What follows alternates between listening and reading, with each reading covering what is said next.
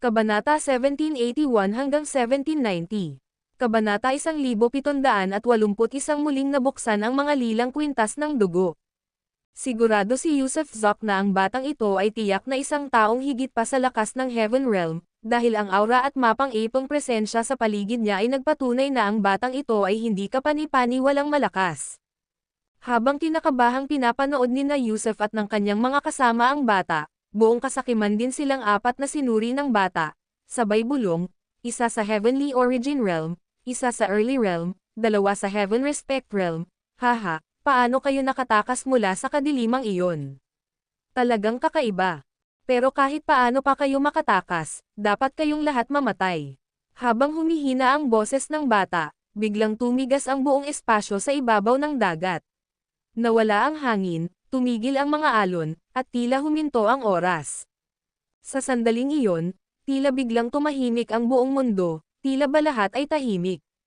Hindi makagalaw si Yusuf Zok, si Edric Wolf at ang dalawa pa ay lalong hindi makagalaw, ang kanilang mga mata ay bakas ng pagkatulala. Ito ang kaharian ng isang kapangyarihang higit pa sa kaharian ng langit, isang kaharian na kilala rin bilang ganap na kontrol, dahil sa kaharian na ito, sinumang may antas ng cultivation na mas mababa kaysa sa kanya ay ganap na kontrolado. Kainin ko muna ang munting dilag, malaki ang tiyan ng munting dilag, pero mas malambot pa ang nasa loob. Buong sama at sakam na dinilaan ng bata ang kanyang mga labi, sa kaunti-unting naglakad patungo sa apat. Dahan-dahan siyang naglakad, hindi pinansin silang apat. Gayunpaman, ang hindi niya alam ay ang kanyang absolute domain ang nagpahinto sa pag-iisip at pagkawala ng kamalayan ni na Edric Wolf at ng iba pa, ngunit hindi naapektuhan si Yusuf Zok. Dahil nasa kanya ang mga purple blood beads, at hanggat nasa isipan ni Yusuf ang mga purple blood beads, hindi maglalaho ang kanyang kamalayan, kaya nanatili siyang malinaw ang isip sa sandaling iyon. Habang nakikita niya ang batang lalaki na papalapit ng paunti-unti, at dinidilaan din ang kanyang mga labi ng may kasamaan, biglang tumangala ang kanyang tingin, at ang ikatlong mata sa kanyang noo ay bumukas, makasalanan na liwanag. Hindi niya ginamit ang Grand Light dahil natatakot siyang hindi ito maaasahan, at dahil isa rin itong kritikal na sandali, kaya direkta niyang pinaputukan ang Sinful Light, layuning patayin ang taong ito. Tunay ngang wala na siyang pagnanais na mangolekta ng mga halimaw o supalan ang mga demonyong tagapagsanay bilang mga alipin o tagasunod. Ang makasalanang liwanag ay biglang sumulpat ng malapitan, gumagalaw sa bilis ng liwanag, halos agad-agad na tumagos sa depensa ng bata. Ngunit isang nakakagulat na sitwasyon ang naganap para kay Yusuf, nang tumagos ang makasalanang liwanag sa depensa ng bata. Nang manginig ang buong katawan ng bata, hindi inaasahang lumabas ang mga sinag ng kinang mula sa kanya, at sa isang pagwagayway ng kanyang mahabang manggas, mabilis niyang tinaboy ang makasalanang liwanag. Tunay nga, ang kanyang manggas, na katulad ng universo sa manggas, ay mabilis na nakalikom, at ang liwanag na dapat sana'y tumama sa kanya ay natangay sa kawalan. Ungol, galit na sigaw niya, tila puno ng galit, dahil hindi niya inaasahan na sa apat na malalanggam na figurang ito, may isa na hindi niya lubos na makontrol. Pagkatapos niyang umungol, bigla siyang sumulpat sa tabi ni Yusuf, mabilis na sinuntok ang lalamunan nito. Hindi ito naiwasan ni Bang Yusuf, dahil walang paraan para makatakas, masyadong mabilis ang kalaban, gumagalaw ng may bilis na nakapagpapaalala sa mahusay na teleportasyon ng matandang pulubi, na nag-iiwan sa isip ni Yusuf na hindi makasabay bago pa man tumama ang kamao sa kanyang lalamunan. Napaatras si Yusuf, ang buong katawan niya ay nasa matinding sakit, habang nabigla rin sa nakakatakot na kapangyarihan ng bata.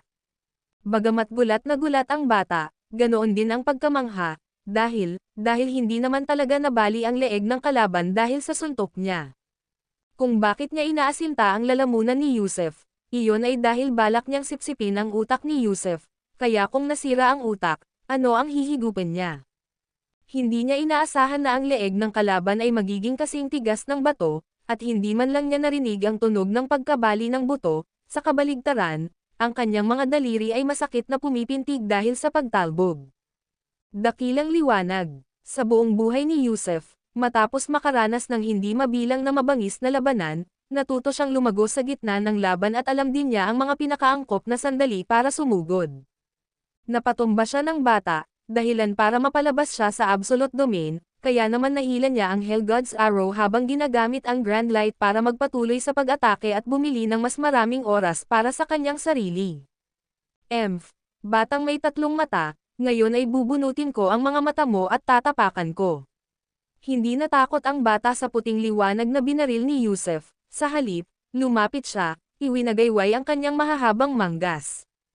Ang mga manggas niya, sino ang nakakaalam kung anong uri ng mahiwagang kayamanan ang mga iyon, o kung anong mga materyales ang mga iyon ay gawa. Bagamat nasira ng dakilang liwanag ni Yusef ang kanyang mga depensa, agad itong tinangay ng mga manggas, nang may misteryo. Pero binigyan pa rin siya ng Grand Light ng sapat na oras para iguhit ang impyernong palaso. Nabuo ang itim na enerhiyang banal na palaso, dala ang isang walang katapusang aura ng pagkawasak.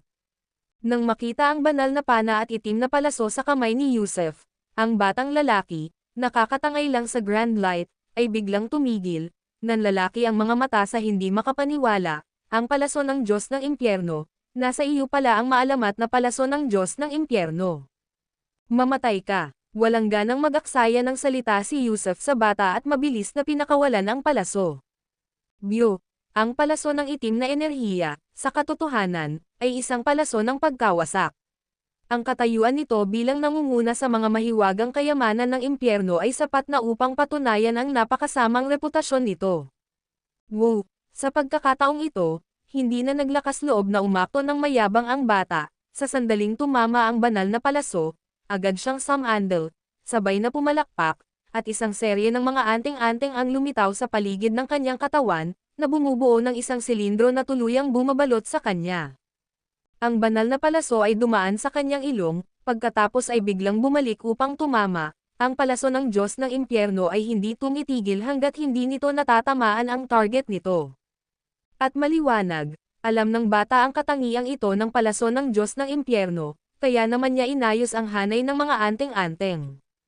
Kumunat ang noo ni Yusef, hindi niya tiningnan ang almanac bago umalis ngayon, dahil may nakasalamuha siyang isang napaka-eksperto. Masyadong malakas ang batang ito, kung pagbabasehan ang takbo ng mga bagay-bagay, baka hindi siya mapatay ng impyernong palaso. Gaya ng inaasahan, ang pabalik na palaso ng Diyos ng Impyerno ay tumama sa mga anting-anteng, na patuloy na sumabog, habang ang palaso ay walang humpay na tumutusok pasulong, at ang boses ng bata ay nagmula sa loob, heroic cut. Woo! Pinunit ng mga anting-anteng ang isang butas, at ang banal na palaso ay tumama, na sinundan ng isang malakas na pagsabog sa loob ng sumunod na segundo. Boom! Nakita ni Yusef ang pagkabasag ng hanay ng mga anting-anteng, at isang kumpol ng dugo, ngunit isang napakalaking halimaw na may 8 kuko ang sumugod mula sa ambon. Ito ang tunay na anyo ng batang lalaki, isa siyang demonyong pugita. Ngayon lang, kahit 8 kuko ang mayroon siya, 7 na lang ang natitira sa kanya. Ilang sandali lang ang nakalipas, gumamit siya ng isang galame para mapawalang bisa ang nakamamatay na panganib, sa gayon ay isinakripisyo ang galame na iyon para iligtas ang sarili niyang buhay. Kumabog ng husto ang puso ni Yusef sa gulat, napakalakas nito. Simula nang bumalik ang mga purple blood beads, at matapos mabuksan ang 80 blood beads, nakaramdam siya ng napakalaking lakas, ngunit ngayon kumpara sa halimaw na pugita na ito, para siyang isang maliit na salamangkero na naglalaro sa harap ng isang maestro, walang kapantay. Walang hangganang bukirin, isara mo ang langit at lupa, bata, gagawin kong mas malala pa sa kamatayan ang buhay mo. Nagsalita ang halimaw na pugita sa wikang tao, sumigaw ng malakas habang ang langit at lupa ay nanginginig na may kalampag na tunog, na muling nagpalamig kay Yusef. Habang tumitindi ang presyon, tila gusto na siyang durugan. Nakahila na ang kanyang pangalawang pana, ngunit huminto ito, hindi makagalaw. Kasabay nito, habang umuungal ang halimaw na pugita, bigla nitong isinukbit ang natitirang 7 galame sa kanyang mga kamay, paa, at leeg, habang ang asol na arko ng kidlat ay sumugod patungo sa katawan ni Yusef. Sizzle! Ang asol na arko na iyon ay hindi ordinaryong kidlat, ni hindi rin tulad ng ordinaryong kuryente, ang arkong ito ay tila may dalang lamig. Tunay ngang malamig, mainit ang normal na kuryente, pero malamig ang sa kanya. Ngunit habang si Yusef ay kinukuryente at umuusok mula sa asol na arko, ang mga purple blood beads sa kaibuturan ng kanyang utak ay walang humpay na kumakabog at kumukurap. Sa kanyang matinding paghihirap, muntik nang mapasigaw si Yusef dahil malapit nang mabuksan muli ang mga blood beads. Sa isang irap, 81 blood beads ang bumukas sa loob ng wala pang 3 segundo matapos mabigla. At sa pagkakataong ito ay 81, ang bilang na siyam sa siyam na perpektong anyo, ang sukdulang bilang na siyam. Ang video na ito ay edited by Urban Storytelling. Kabanata 1782 Kapangyarihan ng Kabilang Baybayin. Hindi inaasahan ni Yusef Zoc na ang asol na arko ng 8 manipit na pugita ay maaaring maging sanhi ng pagkagulo ng kanyang mga purple blood beads, at sa mabilis na pagpintig, bumukas ang 81 purple blood bead. Ang 81 purple blood bead, ito ay isang sukdulang bilang na siyam. Kasabay ng isang ugong, isang puwersa ang agad na dumaloy sa kanyang buong katawan, na nagpapalakas sa kanyang pisikal na lakas, bilis ng reaksyon, at lahat ng ito ay 3 beses na nagpahusay sa kanyang lakas sa isang iglap. Kasabay ng isang boom, nang dumaloy ang puwersang iyon sa buong katawan niya, at pamitik ang aura ni Yusef, ang pugita na may 8 kuko na nakabalot sa kanya ay biglang tumalbog. Anong nangyayari? Nagulat ang pugita na may 8 kuko. Mabilis itong nagpalit ng anyo, agad itong nag-anyong isang batang lalaki, habang nakatingin din kay Yusef ng may takot. Dahil sa sandaling ito, nakapikit si Yusef, kasabay ng isang agos ng hangin na dumadaloy sa kanya, at siya ay lumulutang nang hindi gumagalaw sa kawalan habang nakabuka ang kanyang mga paa at kamay. At habang gumagalaw ang agos ng hangin na iyon, unti-unti itong nagbago, at sa isang iglap, ito ay naging hugis dragon at nagpakawala ng ugong ng dragon. Naglalako ka, humanda kang mamatay. Nagngingit-ngit ang binata, bagamat nabigla siya sa biglaang pagtaas ng kapangyarihan ni Yusef. Nasa kalagitnaan pa lamang ng kaharian ng Panginoong Langit si Yusef, kaya pakiramdam niya ay kaya niya itong durugan ng buong lakas. Kaya, itinaas niya ang kanyang mga braso, at hindi mabilang na braso ang lumitaw sa itaas at ibaba ng kanyang 2 braso, na parang isang guwanyen na may 1000 kamay. Pagkatapos ay iwinaksi niya ang kanyang 7 braso sa iba't ibang direksyon bago nagtagpo ang mga ito sa harap ng kanyang dibdib, na bumuo ng isang bola ng enerhiyang liwanag na may balangkas na yin-yang, na lalong lumaki at naglalaman ng marahas na enerhiya.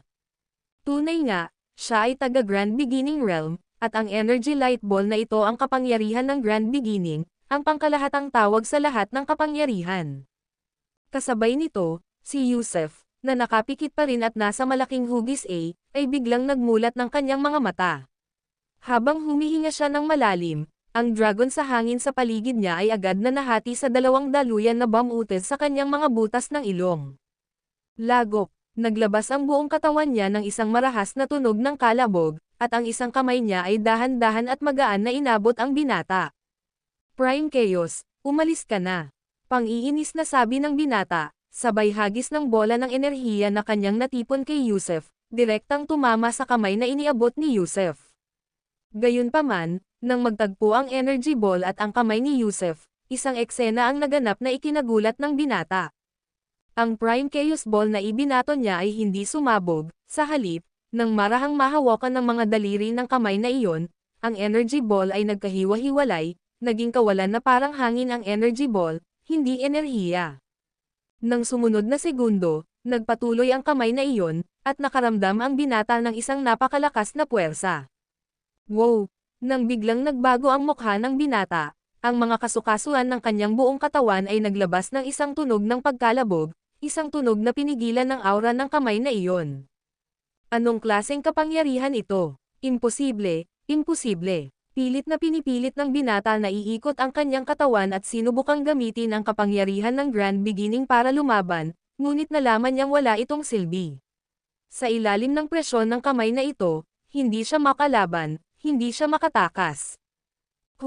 Sa wakas, dumampi ang palad ni Yusef sa ulo ng naminilipit na binata, at nakaramdam ang binata ng kamatayan, hindi makagalaw, walang magawa at nalilito, dahil hindi niya talaga alam kung anong uri ng kapangyarihan ang nakapaloob sa palad na ito. Ang ganitong uri ng kapangyarihan ay kakaiba sa anumang naranasan niya. Maaari ka nang mamatay, casual na sabi ni Yusef, kasunod ang marahang pagtapik sa noo ng binata gamit ang kanyang daliri.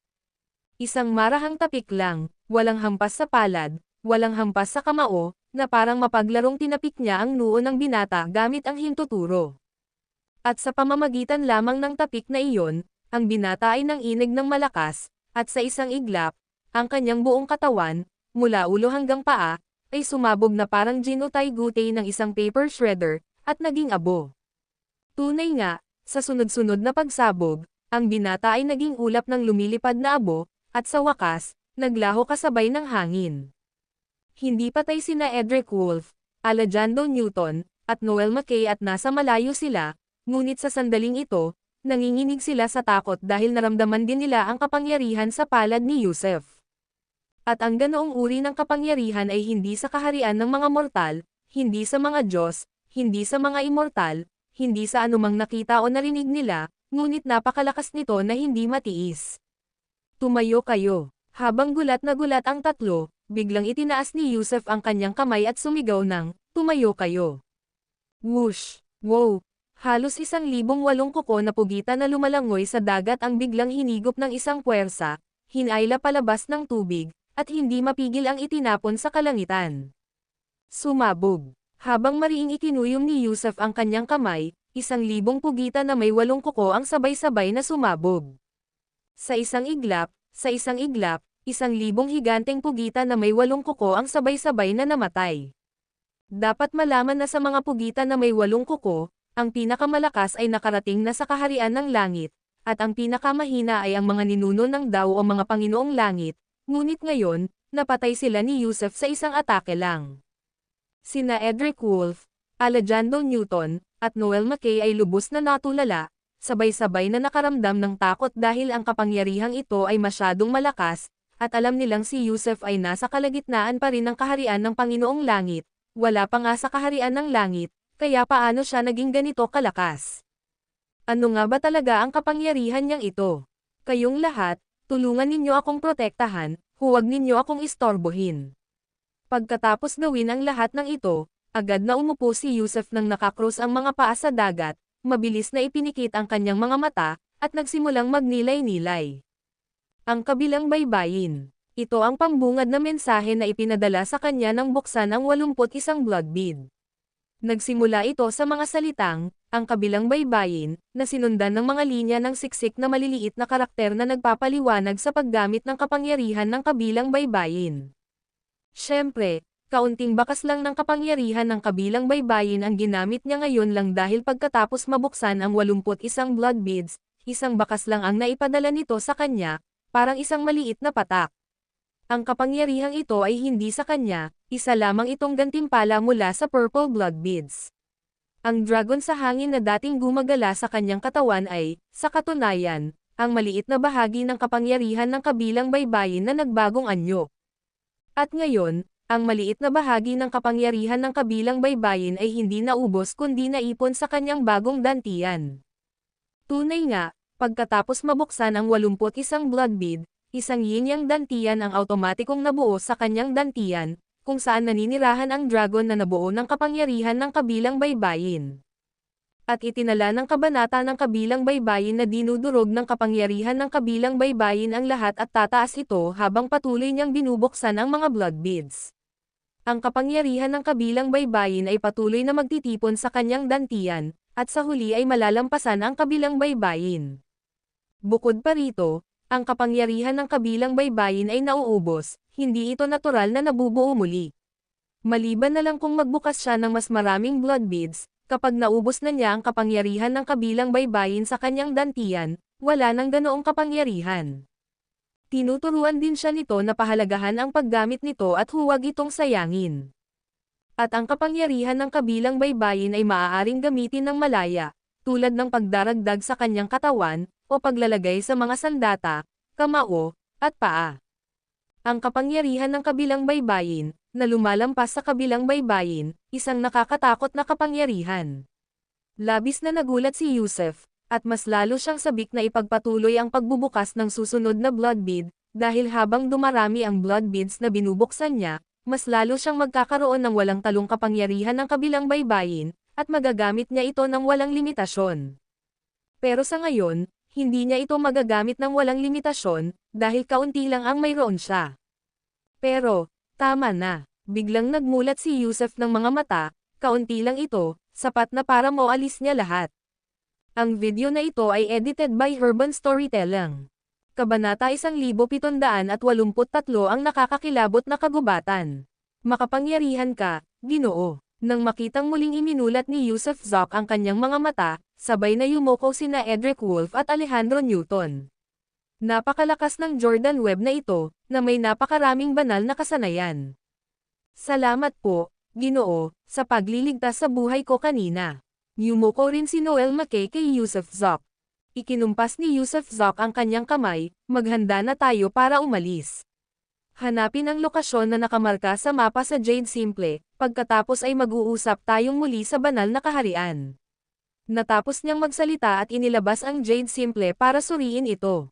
Sa Jade Simple ay may isang mapa, isang malawak, na nagtatampok ng isang hanay ng mga paalon-alon na matataas na bundok, at sa tuktok lamang ng pinakamataas na bundok matatagpuan ang lihim na lugar, ang pasukan patungo sa banal na kaharian. Matapos itong maingat na repasuhin, kabisado ni Yusuf Zoc ang ruta at biglang iniunat ang kanyang braso para punutin ang puwang sa itaas ng kanyang ulo. Swoosh!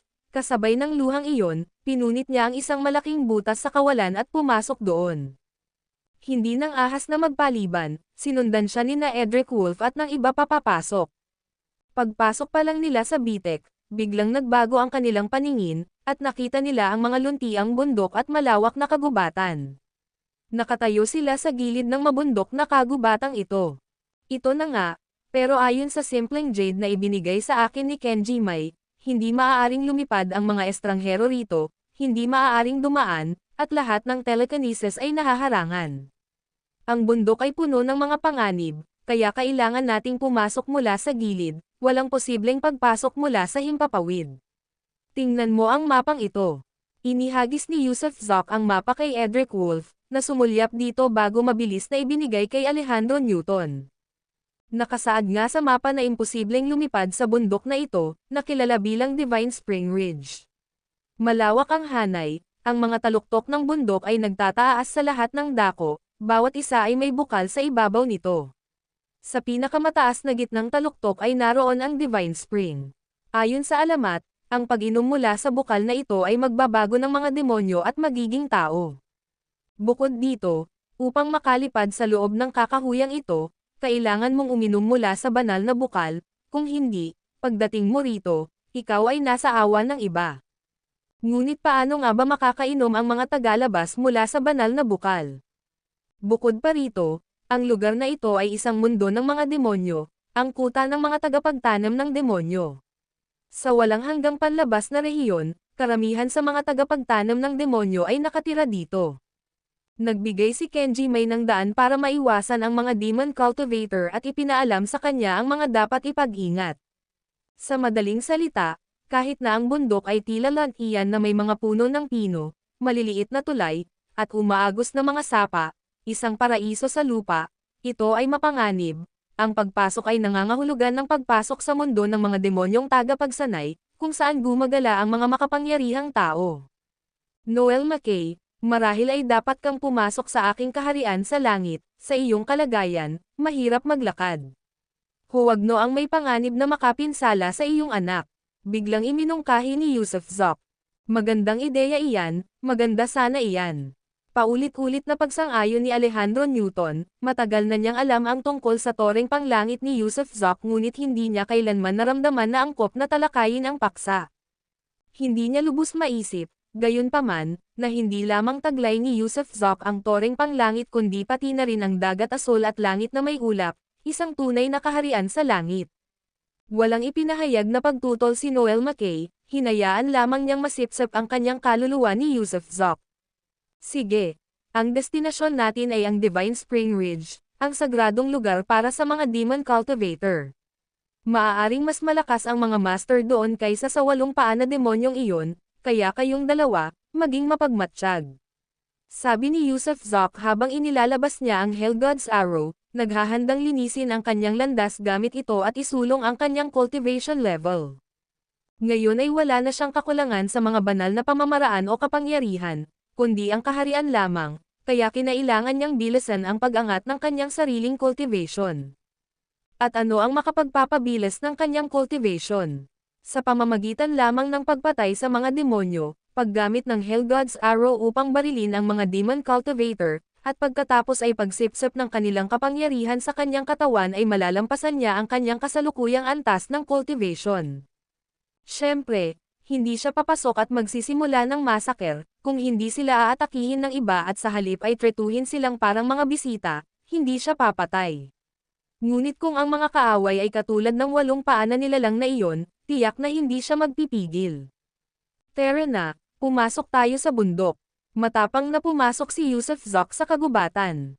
Hamay-hit, hamay-hit, hamay-hit, pagpasok nila sa kagubatan, hindi mabilang na mga ibon ang lumipad, kamukha ng mga flamingo, malalaki at napakagaganda. Pero kumunat ang noo ni Yusuf Zok, ramdam niyang hindi sila mga ordinaryong ibon kundi mga ibong nagbabala. Tumigil siya sandali, ipinikit ang mga mata para makaramdam, para lamang matuklasan na ang kanyang telekinesis ay pidgel na pidgel sa kagubatang ito, at sa katunayan, hindi siya makalipad. Ang kagubatang ito ay puno ng nakakabahalang misteryo. Kahit walang nakikitang porma sayon ng pagbabawal, ang telekinesis ay hindi mapapalaya, kakaiba at nakakakilabot. Kakaibang lugar. Namangha rin sina Edric Wolf at Alejandro Newton, dahil ang lugar na ito ay lubhang kakaiba, na naghihigpit sa kanila.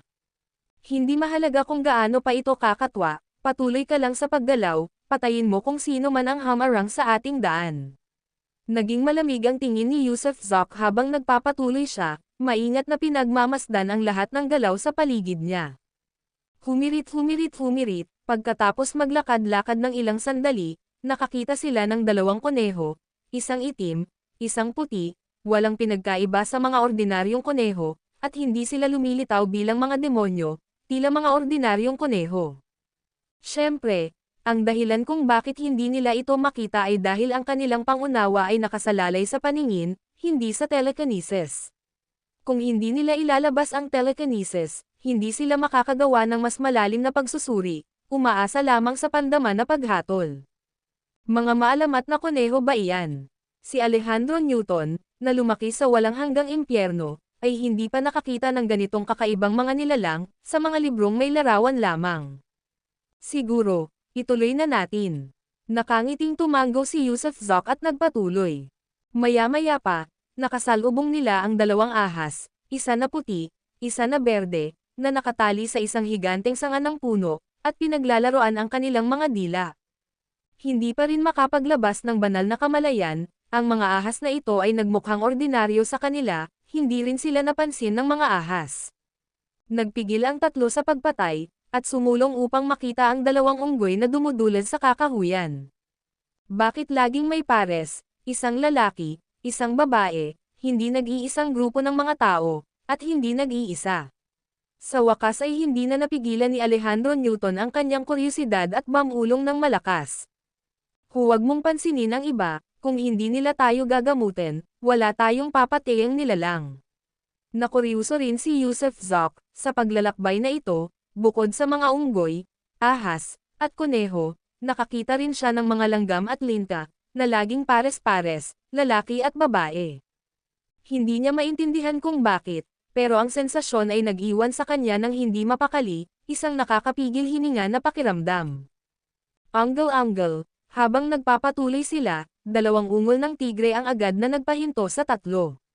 Sa masukal na kagubatan, nakita nila ang 2 tigreng may matatalim na mata na nakatitig sa kanila ng uhaw sa dugo sa kalagitnaan ng dalasdis.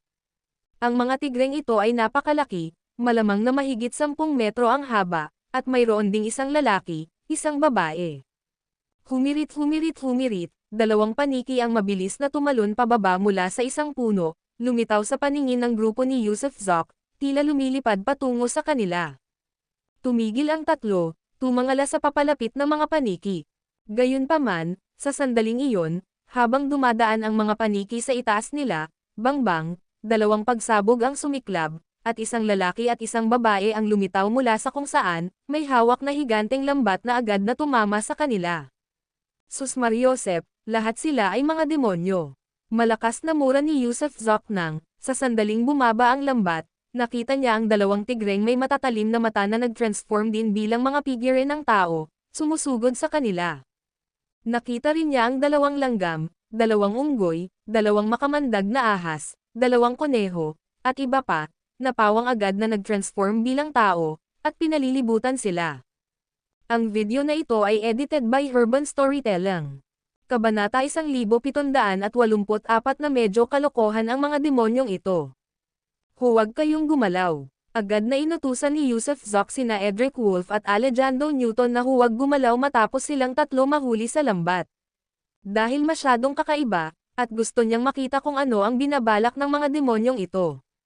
Whoosh whoosh whoosh, mabilis na gumalaw ang demonyong unggoy, demonyong ahas, at demonyong koneho, sumugod para tulungan ang dalawang demonyong paniki na agawin ang malaking lambat, pagkatapos ay nagpalitan ng panig. Sa loob lamang ng halos 2 paghinga, silang tatlo ay mahigpit na nakagapos sa higanteng lambat. Siyempre, ito rin ay dahil sinunod ni na Edric Wolf at Alejandro Newton ang utos ni Yusuf Zok, dahil wala ni isa sa kanila ang nagpumiglas. Hahaha, mula sa bundok, bumaba ang dalawang demonyong tigre.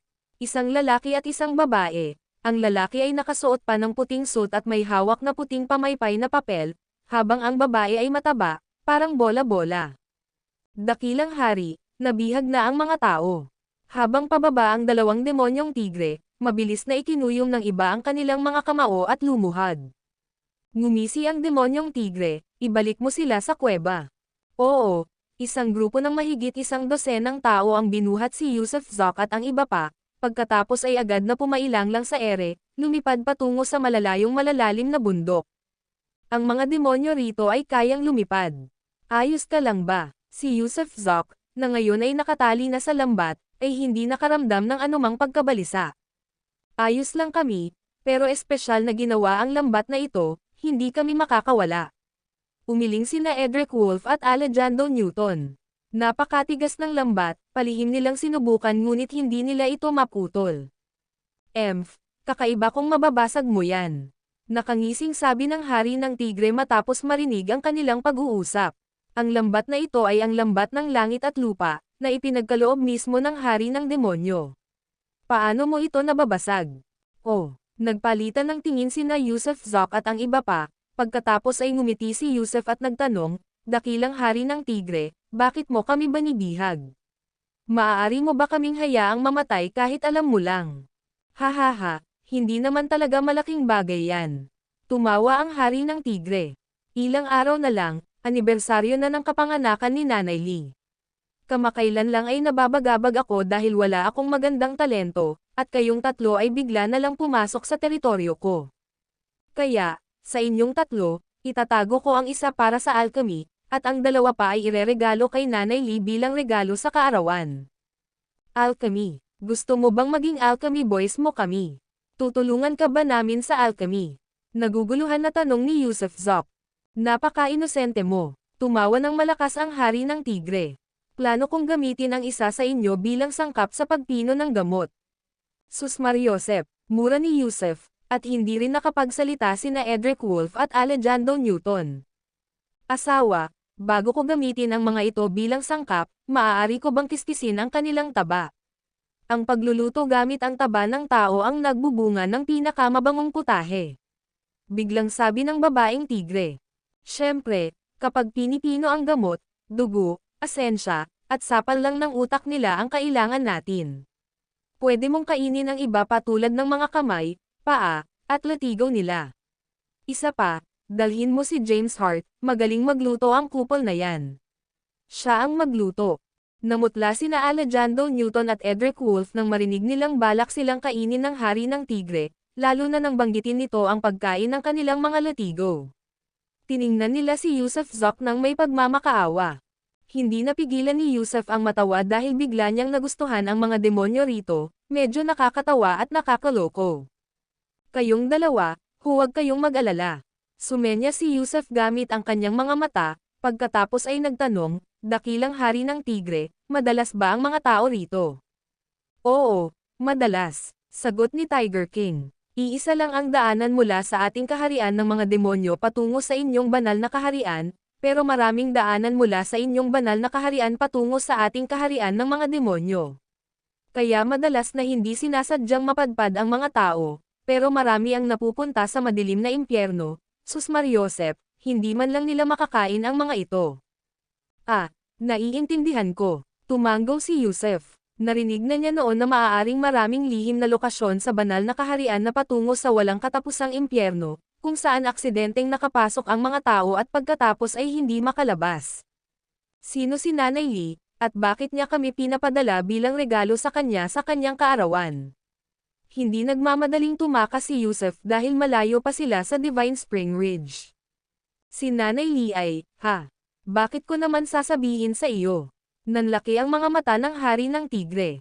Tumahimik ka, kung hindi ay lulunukin kita ng buo. Pagkasabi pa lang nito ng hari ng tigre, nahulog sila sa isang kwebo ng ulap, na isang bangin sa bundok na puno ng hamog, at bumagsak sila pababa. Wow! Paglapag nila, natuklasan ni Yusef na kahanga-hanga ang lugar na ito, may mga hanay ng mga bahay, maging mga taniman ng gulay, maliliit na lawa, at mga tagapagsaka ng demonyo na mukhang kapareho ng mga tao. Ang tatlo ay itinapon sa gitna ng isang parisukat, at may humigit kumulang 100 tao ang nagsiksikan, nakaturo ang mga daliri. Ang ilang mga demonyo ay nakakita na ng mga tao dati, habang ang iba ay hindi pa. Mahal, alin ang gusto mong kainin?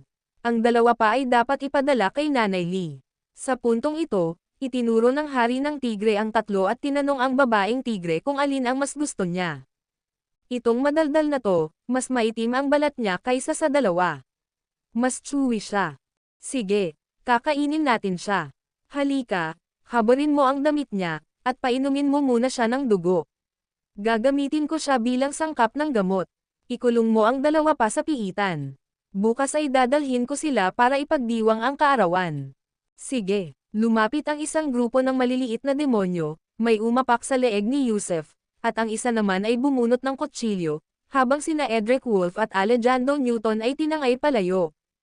Hindi sumigaw ang dalawa, dahil si Yusef Zoc ang dapat na damyugo. Mas mabuting siya na ang bahala sa gulo na ito at tumigil na sa pagpapanggap na isang malaking shot, basagin ang higanteng lambat, at baliktarin ang sitwasyon. Saksakin dito, batasin ang leeg niya, tatama ito sa puso niya, at agad na titiris ang dugo niya. Hindi tayo maaaring mag-aksaya ng kahit isang patak. May ilang maliliit na demonyo na nagkukumpas at nag-uusap, habang pinapanood ng hari ng tigre at ng babaeng tigre. Kinakatay nila si Yusef Zoc tulad ng pagkatay ng mga tao sa mga baboy o tupa, nang walang anumang pagkaasiwa o awa. Nakahiga si Yusef sa lupa, ang kanyang bibig ay nakayuko, ngunit nakangiti pa rin siya at sinabing, gamitin mo ang lakas, matigas ang balat ko. Hahaha, walang kapantay ang matigas kong balat sa kutsilyo ko.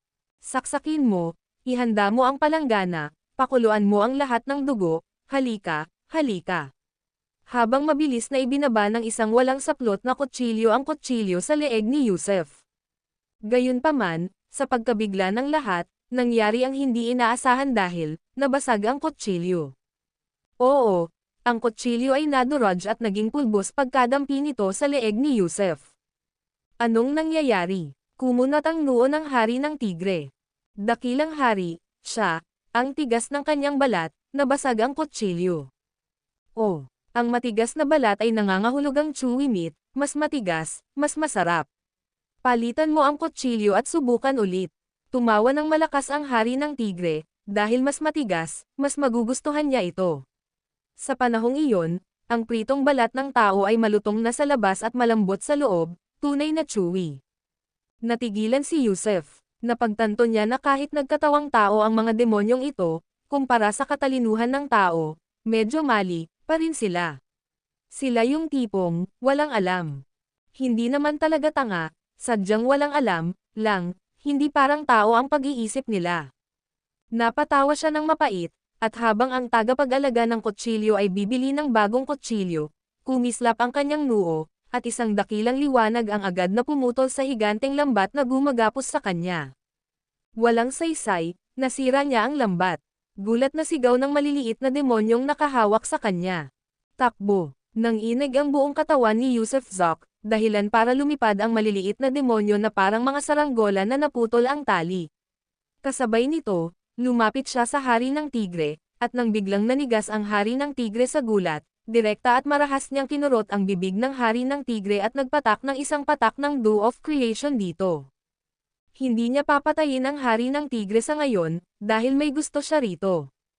Ang video na ito ay edited by Urban Storytelling. Kabanata 1785 mensahe mula kay Inang Lee. Ang mga galaw ni Yusuf Zok ay napakabilis, na kompleto ang kontrol kay Pablo King sa isang iglap.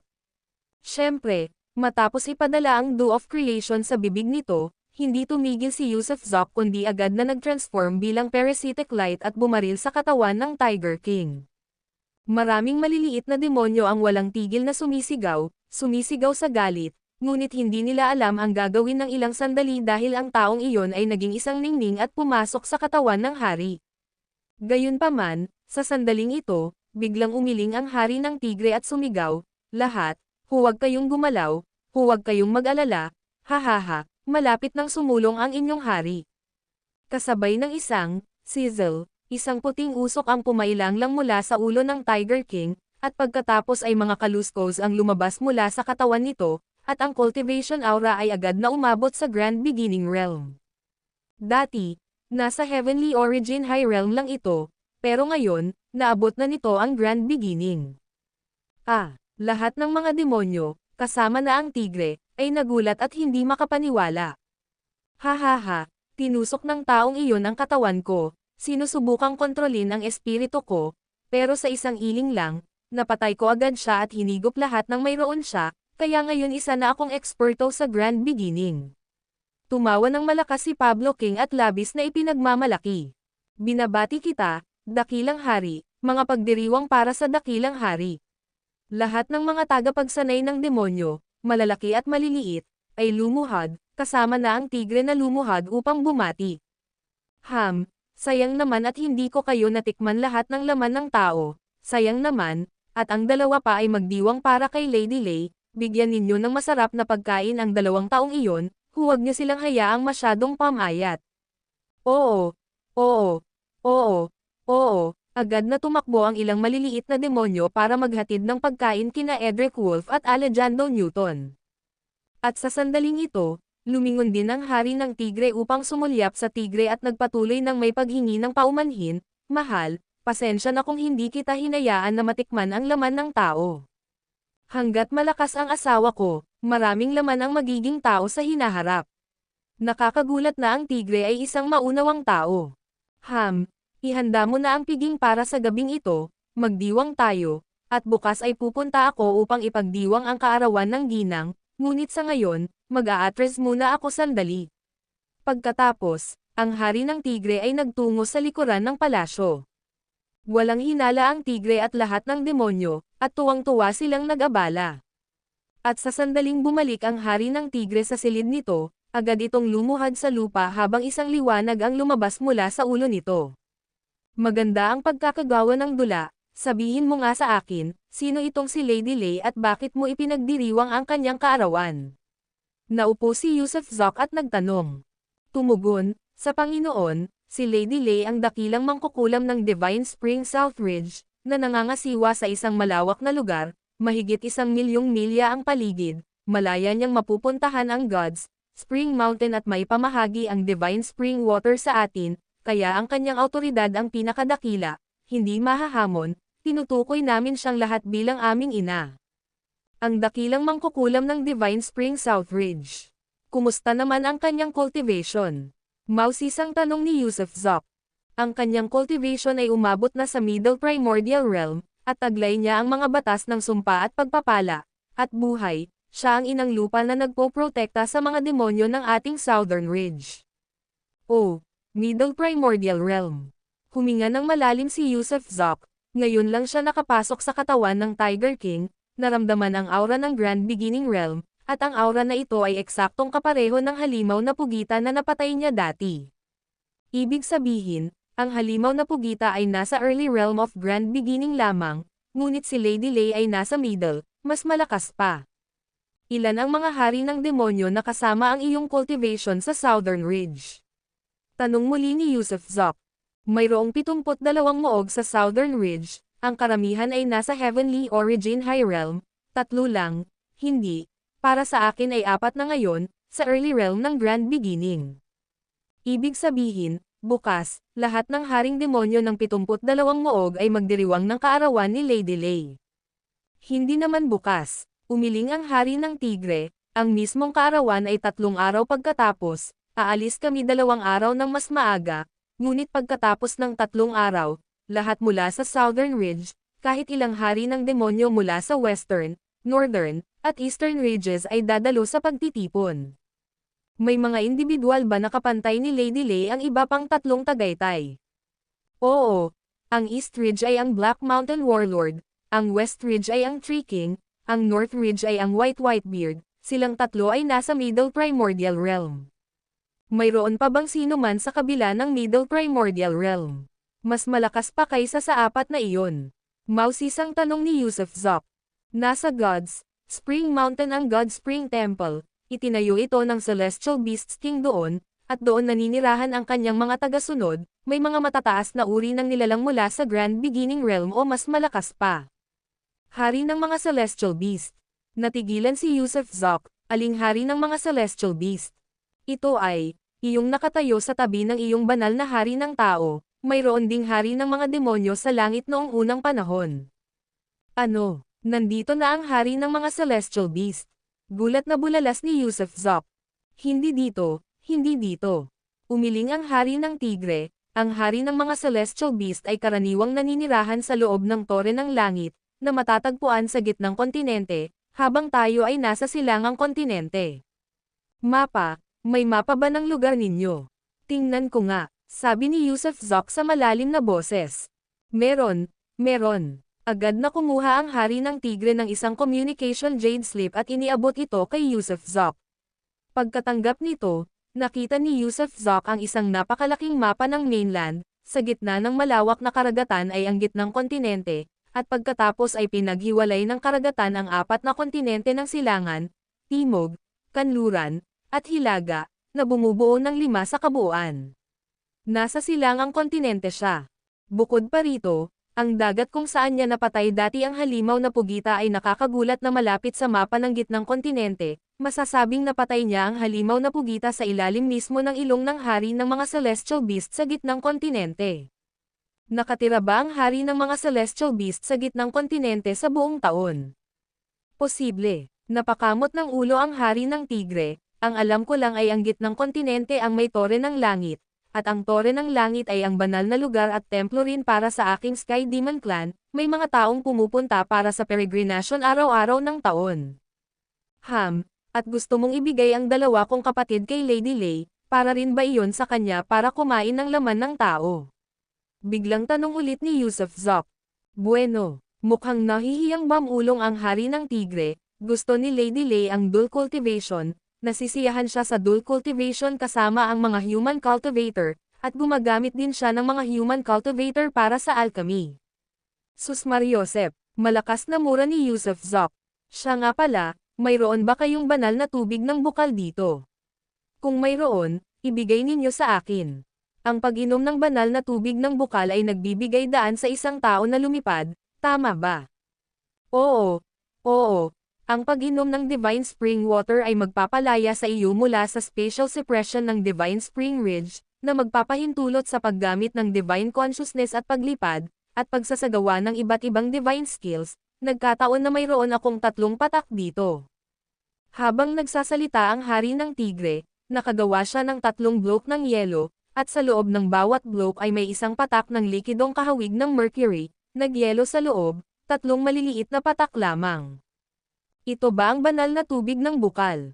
Tinanggap ito ni Yusuf Zok dahil sa kuryosidad, maingat na sinuri ito ngunit wala siyang nakitang kakaiba tungkol dito, at wala siyang nakitang enerhiya mula sa banal na tubig ng bukal. Dahil sa kanyang mataas na kahusayan, hindi siya natatakot na malason, kaya diretso niyang dinurog ang isang bloke ng yelo at inilabas ang patak ng Divine Spring Water sa kanyang bibig.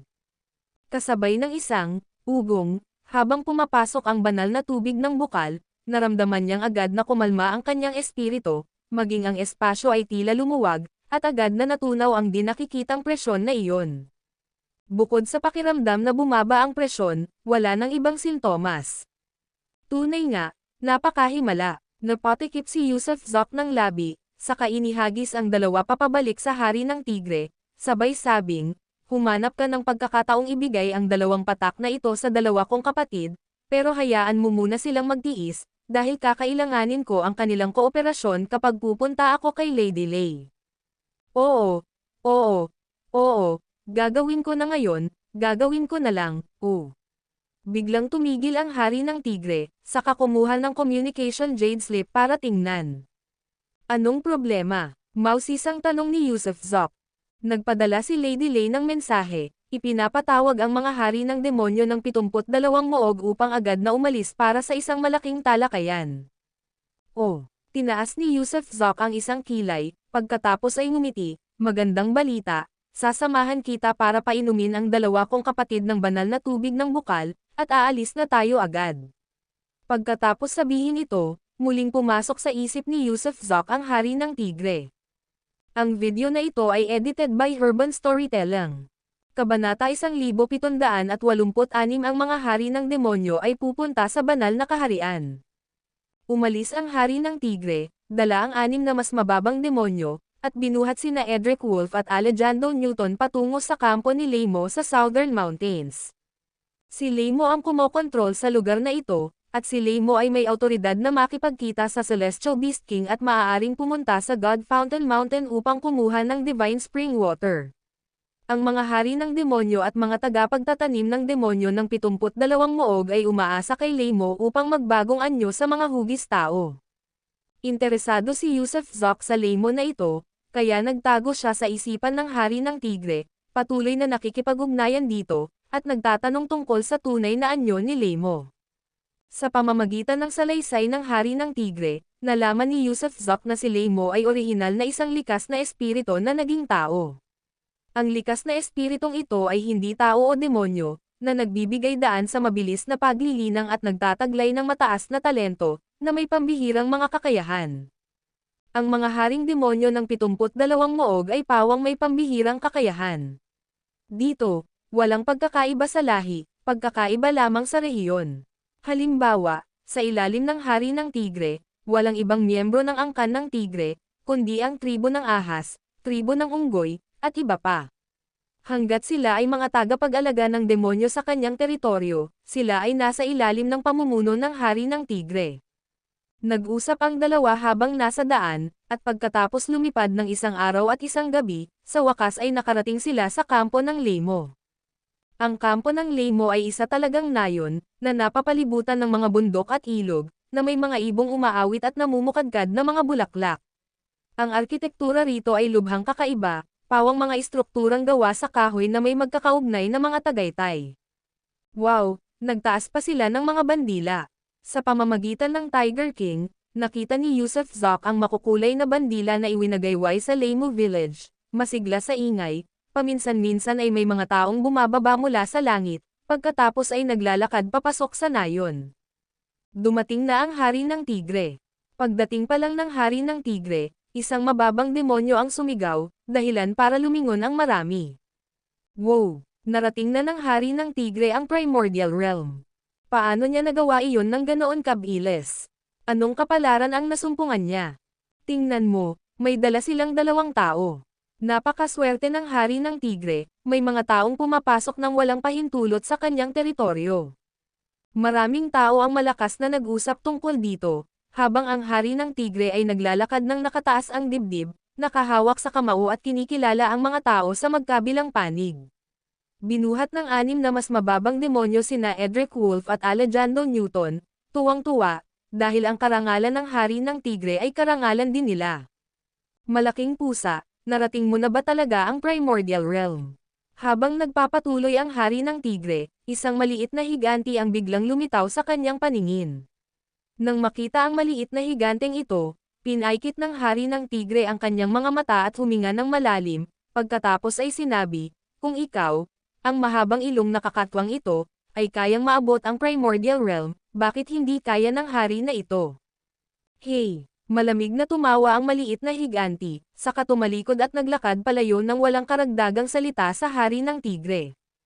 Sa puntong ito, bumulong ang hari ng tigre kay Yusuf Zok, isa ito sa mga hari ng demonyo ng Primordial Realm mula sa 72 Moog, mula sa Giant Elephant Clan.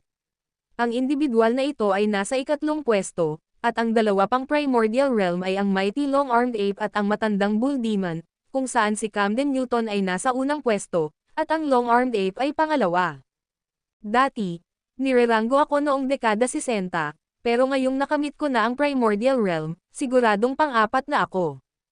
Oh, tumanggo si Yusuf Zok. Dito, ang mga ranggo ay batay sa antas ng cultivation, tanging ang mga nasa Primordial Realm lamang ang nangunguna.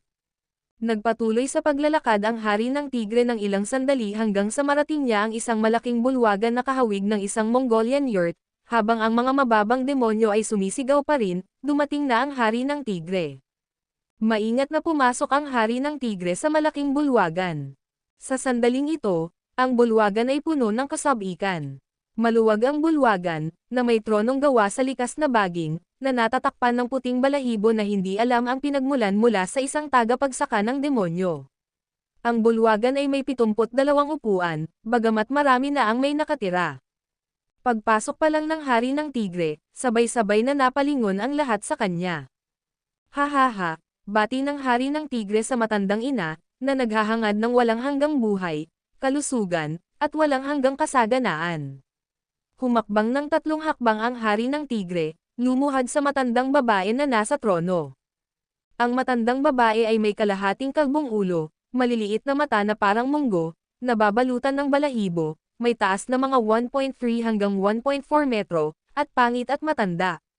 Ang kanyang mga kamay ay parang kuko ng manok, ang kanyang balat ay parang balat ng manok, at nakita pa ni Yusuf Zok ang dumi sa mga mata ni Leimo. Napakarumi. Si Yusuf Zok, na nagtatago sa loob ng katawan ng hari ng tigre, ay hindi mapigil ang mapangiti. Si Leimo ba ito? Akala niya ay isang magandang babae ito. Go-oh-ho, bakit mo narating ang Primordial Realm, tigre? Paos na sabi ng matandang babae. Para sagutin si matandang ina, ako, ang hari ng tigre, ay kumain ng tao, at ang taong iyon ay uminom ng isang bote ng elixir. Pagkatapos ko itong inumin, nangyari ito, at hindi ko alam kung bakit. Ha, tawa ng tawa ang lahat, at napailing si Leimo sa tuwa tila kulang sa lakas ng loob ang hari ng tigre. Siya nga pala, matandang ina, nagdala rin ako ng 2 tao bilang regalo sa iyo sa kaarawan. Halika, dalhin mo ang mga regalo. Ikinumpas ng hari ng tigre ang isang malaking manggas. Agad na dinala ng mga nakabababang demonyo sina Edric Wolf at Alejandro Newton papunta sa bulwagan. Ang pusong maalaga ng aking tigre, tatanggapin sila ni matandang ina. Tigre, maaari ka nang umupo sa pang-apat na upuan. Itinuro ni Leimo ang pang-apat na ranggong upuan. Marangyang lumapit ang hari ng tigre at naupo. Ipadala mo ang mga regalo sa boudoir ko, go-ho-ha-ho-ho. Sakam na tiningnan ni Leimo sina Edric Wolf at Alejandro Newton, ang mga mata nito ay puno ng kahalayan. Nang inag si Yusuf Zok kung sina Alejandro Newton at Edric Wolf ay matakot kay Leimo, mamamatay kaya sila sa sarap ng paghihirap o sa matinding kalungkutan. Naupo ang hari ng tigre at palihim na ipinakilala ang mga tauhan sa paligid niya kay Yusuf Zok. Nakaupo sa unang posisyon ang isang matipunong lalaki, na may palakol sa kanyang paanan, at may mga kidnang nakapulupot sa kanyang katawan. Ang pangalawa ay isang taong may mga brasong mas mahaba kaysa sa kanyang mga binti, palaging ngumunguya ng prutas, tila hindi kailanman itinataas ang kanyang ulo. Ang pangatlo ay, syempre, ang maliit na higanti, ang elepante na may mahabang ilong. Ang tatlong ito ay nasa Early Primordial Realm, habang ang lahat ay nasa Heavenly Origin High o Middle Realm. Dumami ang mga tao, at mas marami pang regalo ang inialay, kabilang ang mga batong hiyas, likas na kayamanan, mga kakaibang bagay mula sa mga panlabas na mundo, at iba pa. Ang mga regalong buhay ay direktang ipinadala, habang ang iba pang mga regalo ay naipon para sa pagtatasa ng lahat. Sa loob ng wala pang 2 oras, napuno ang lahat ng 72 upuan, at nagsara ang mga pinto ng pasilyo, agad na pinatahimik ang lahat. Nang tumahimik ang bulwagan, ang pagod na matandang babae, na dating nakayuko, ay umupo ng tuwid, at may seryosong mukha. Ang dahilan ng pagtawag sa lahat dito ng napakaaga ngayon ay dahil sa tatlong bagay. Unang bagay, ang pinakabatang disipulo ng Celestial Beast King na si Zangba ay patay na. Inutusan tayo ng sanctuary sa labas na agad na mag-imbestiga, para maghanap ng mga palatandaan. Ano, patay na si Zangba? Huminga ng malalim ang lahat, pagkatapos ay bumulong sa isa't isa. Sa puntong ito, ipinaliwanag ng hari ng tigre kay Yusuf Zok, ang hari ng Celestial Beast ay may 72 direktang disipulo, ang 72 tagapagmana, na may hindi mabilang na pinangalan ng mga disipulo. Ang pinakabatang disipulo, na partikular na pinapaboran ng hari ng Celestial Beast, ay si Zangba, at si Zangba ay pambihira, kinuha bilang isang disipulo sa edad na 6, at nakamit ang Primordial Realm sa loob ng 12 taon. 17 anyos pa lamang siya noon, ngunit nasa Supreme Primordial Realm na siya. Dapat mong malaman, para makamit natin ang Primordial Realm, kailangan ng ilang libo, milyon, o bilyon-bilyong taon. Pero ang isang iyon ay 12 taon lamang ang kinailangan, kinikilala bilang ang minsanang henyo sa buhay. Tungkol sa pagkamatay ni Zangba, ang mga takdang aralin ay ibibigay sa lalong madaling panahon. Ngayon para sa pangalawang bagay. Biglang tumawa si Leimo, magandang balita rin, ang Celestial Beast King ay nakapasok na ngayon sa banal na kaharian, at hindi magtatagal, ang ilan sa atin ay susunod sa banal na kaharian. Ano, sa banal na kaharian? Nang marinig ang mga salita ni Leimo, halos mapatalon ang lahat sa tuwa. Ang banal na kaharian, puno ng mga tao, kayamanan, magagandang babae, at kayamanan. Oo, hindi lang ang pagpunta sa banal na kaharian kundi pati na rin ang pakikipagdigma sa mga maalamat na panlabas na mundo, dahil naaga na ng Celestial Beast King ang kontrol mula sa Celestial King ng banal na kaharian.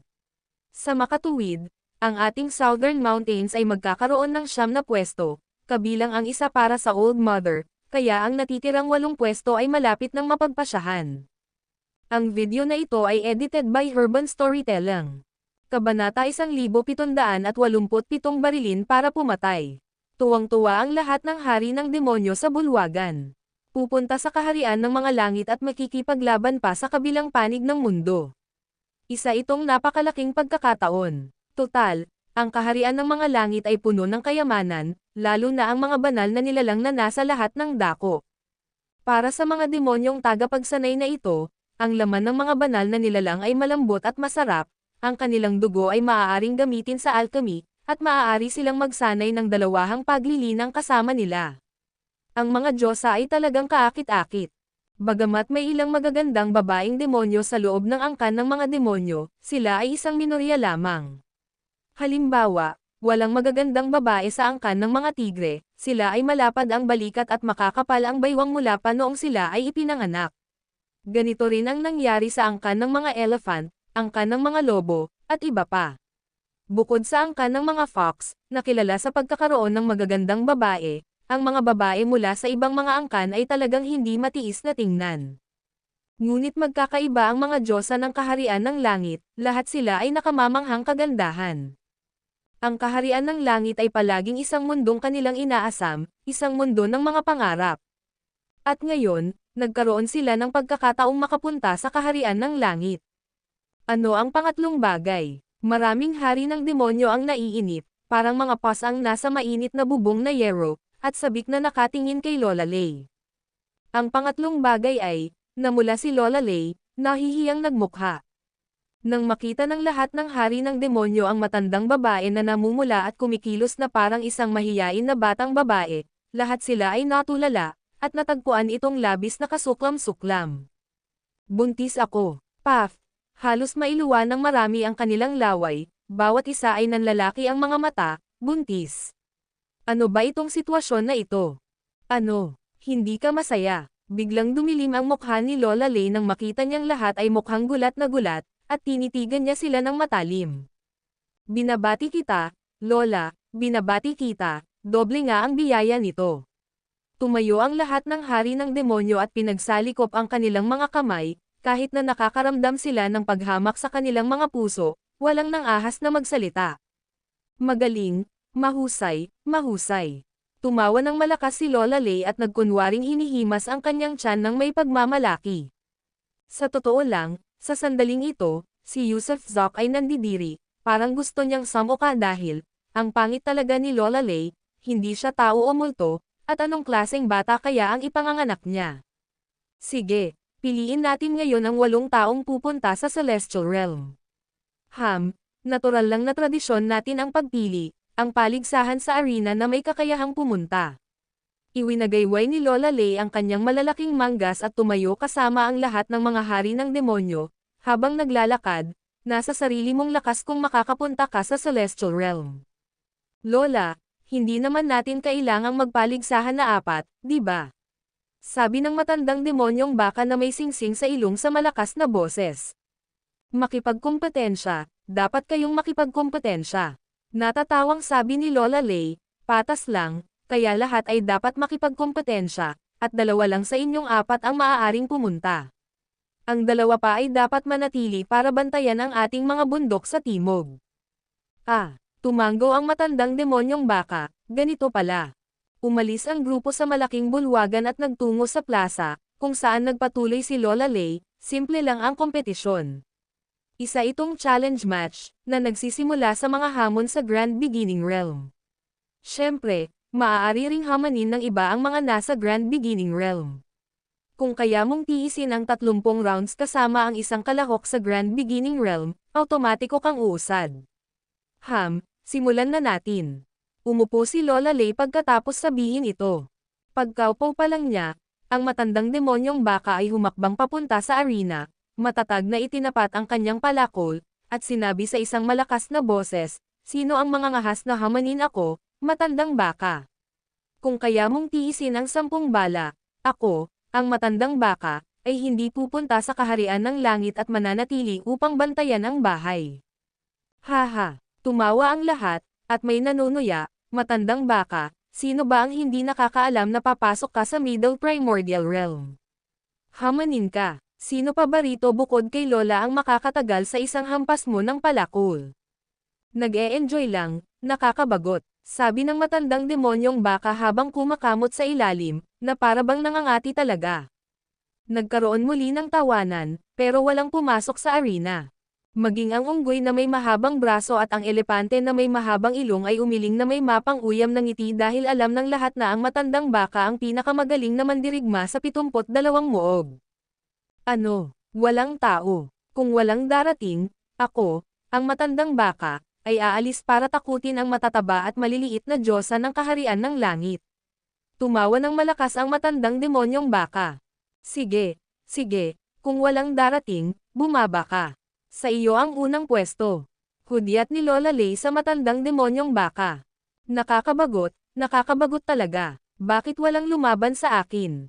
Reklamo ng matandang demonyong baka, habang itinataas ang kanyang palakol para bumaba. Teka, biglang nagsalita ang hari ng tigre, at sa sandaling ito, nagbago ang tingin sa mga mata ng hari ng tigre dahil tuluyan ng sinakop ni Yusuf Zok ang kaluluwa ng hari ng tigre, hindi lamang ito kinokontrol kundi sumanib din dito. Malapit na siyang pumatay, at hindi niya maaaring palampasin ang isang magandang pagkakataon. Bukod dito, wala sa mga demonyong ito ang mabuti, ang kanilang kalikasan ay masama, ipinanganak na masama. Natigilan ang lahat, walang ekspresyong nakatitig sa hari ng tigre. Malaking pusa, gusto mo akong kalabanan? Umakyat ka nga, malaking pusa, nakakatuwa ka, tara na. Tuwang-tuwa ang matandang baka, gustong-gusto ang magandang laban. Malaking pusa, naghahanap ka ba ng kamatayan? Narating mo lang ang Grand Beginning Realm at akala mo ay kaya mo na ang lahat. Katangahan. Malaking pusa, anong ginagawa mo? Walang nakakaintindi sa ginagawa ng hari ng tigre, syempre, ang hari ng tigre mismo ay medyo baliw. Kamakailan lang, nakakuha ang haring ito ng isang kamangha-manghang kayamanan at gustong subukan ang kapangyarihan nito. Ang pagsubok nito sa matandang baka ang pinakamagaling, matandang baka, narito na ako. Mabilis na humakbang ang hari ng tigre papasok sa arena. Lahat ay nagtataka kung anong kayamanan ang tinutukoy ng hari ng tigre, kahit si Lola Lei, dahil hindi nila alam kung ano ang kamangha-manghang kayamanang ito. Terra, tingnan mo ang kayamanan mo. Hindi sineryoso ng matandang baka ang hari ng tigre, nagyayabang lang habang sinenyasan ang hari ng tigre na lumapit. Makikita mo yan mula rito. Bahagyang ngumiti ang hari ng tigre, iginalaw ang kanyang palso para agad na ipakita ang palaso ng Diyos ng impyerno. Isa itong pana at palaso. Anong mahiwagang kayamanan ito, ngayon ko lang ito nakita. Oo, mukhang ordinaryo lang.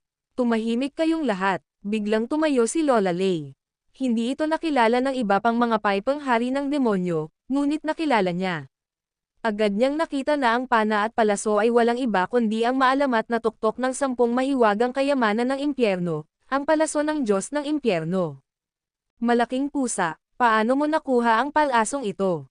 Kumislap ang mga mata ni Lola Lei sa kinang, at nanginginig ang kanyang mga daliri. Ang palasong ito ay pambihira, kayang sirain at batasin ang kahit ano. Lola, natagpuan ko po sa dagat. Ginaya ni Yusuf Zok ang boses ng hari ng tigre sa isang malakas na tono. Napakaswerte mo talaga. Pagtatapos ni Lola Lei, at bigla niyang ginamit ang kanyang banal na pananaw, nagpadala siya ng mensahe sa matandang baka, patayin mo siya, at akin na ang banal na pana.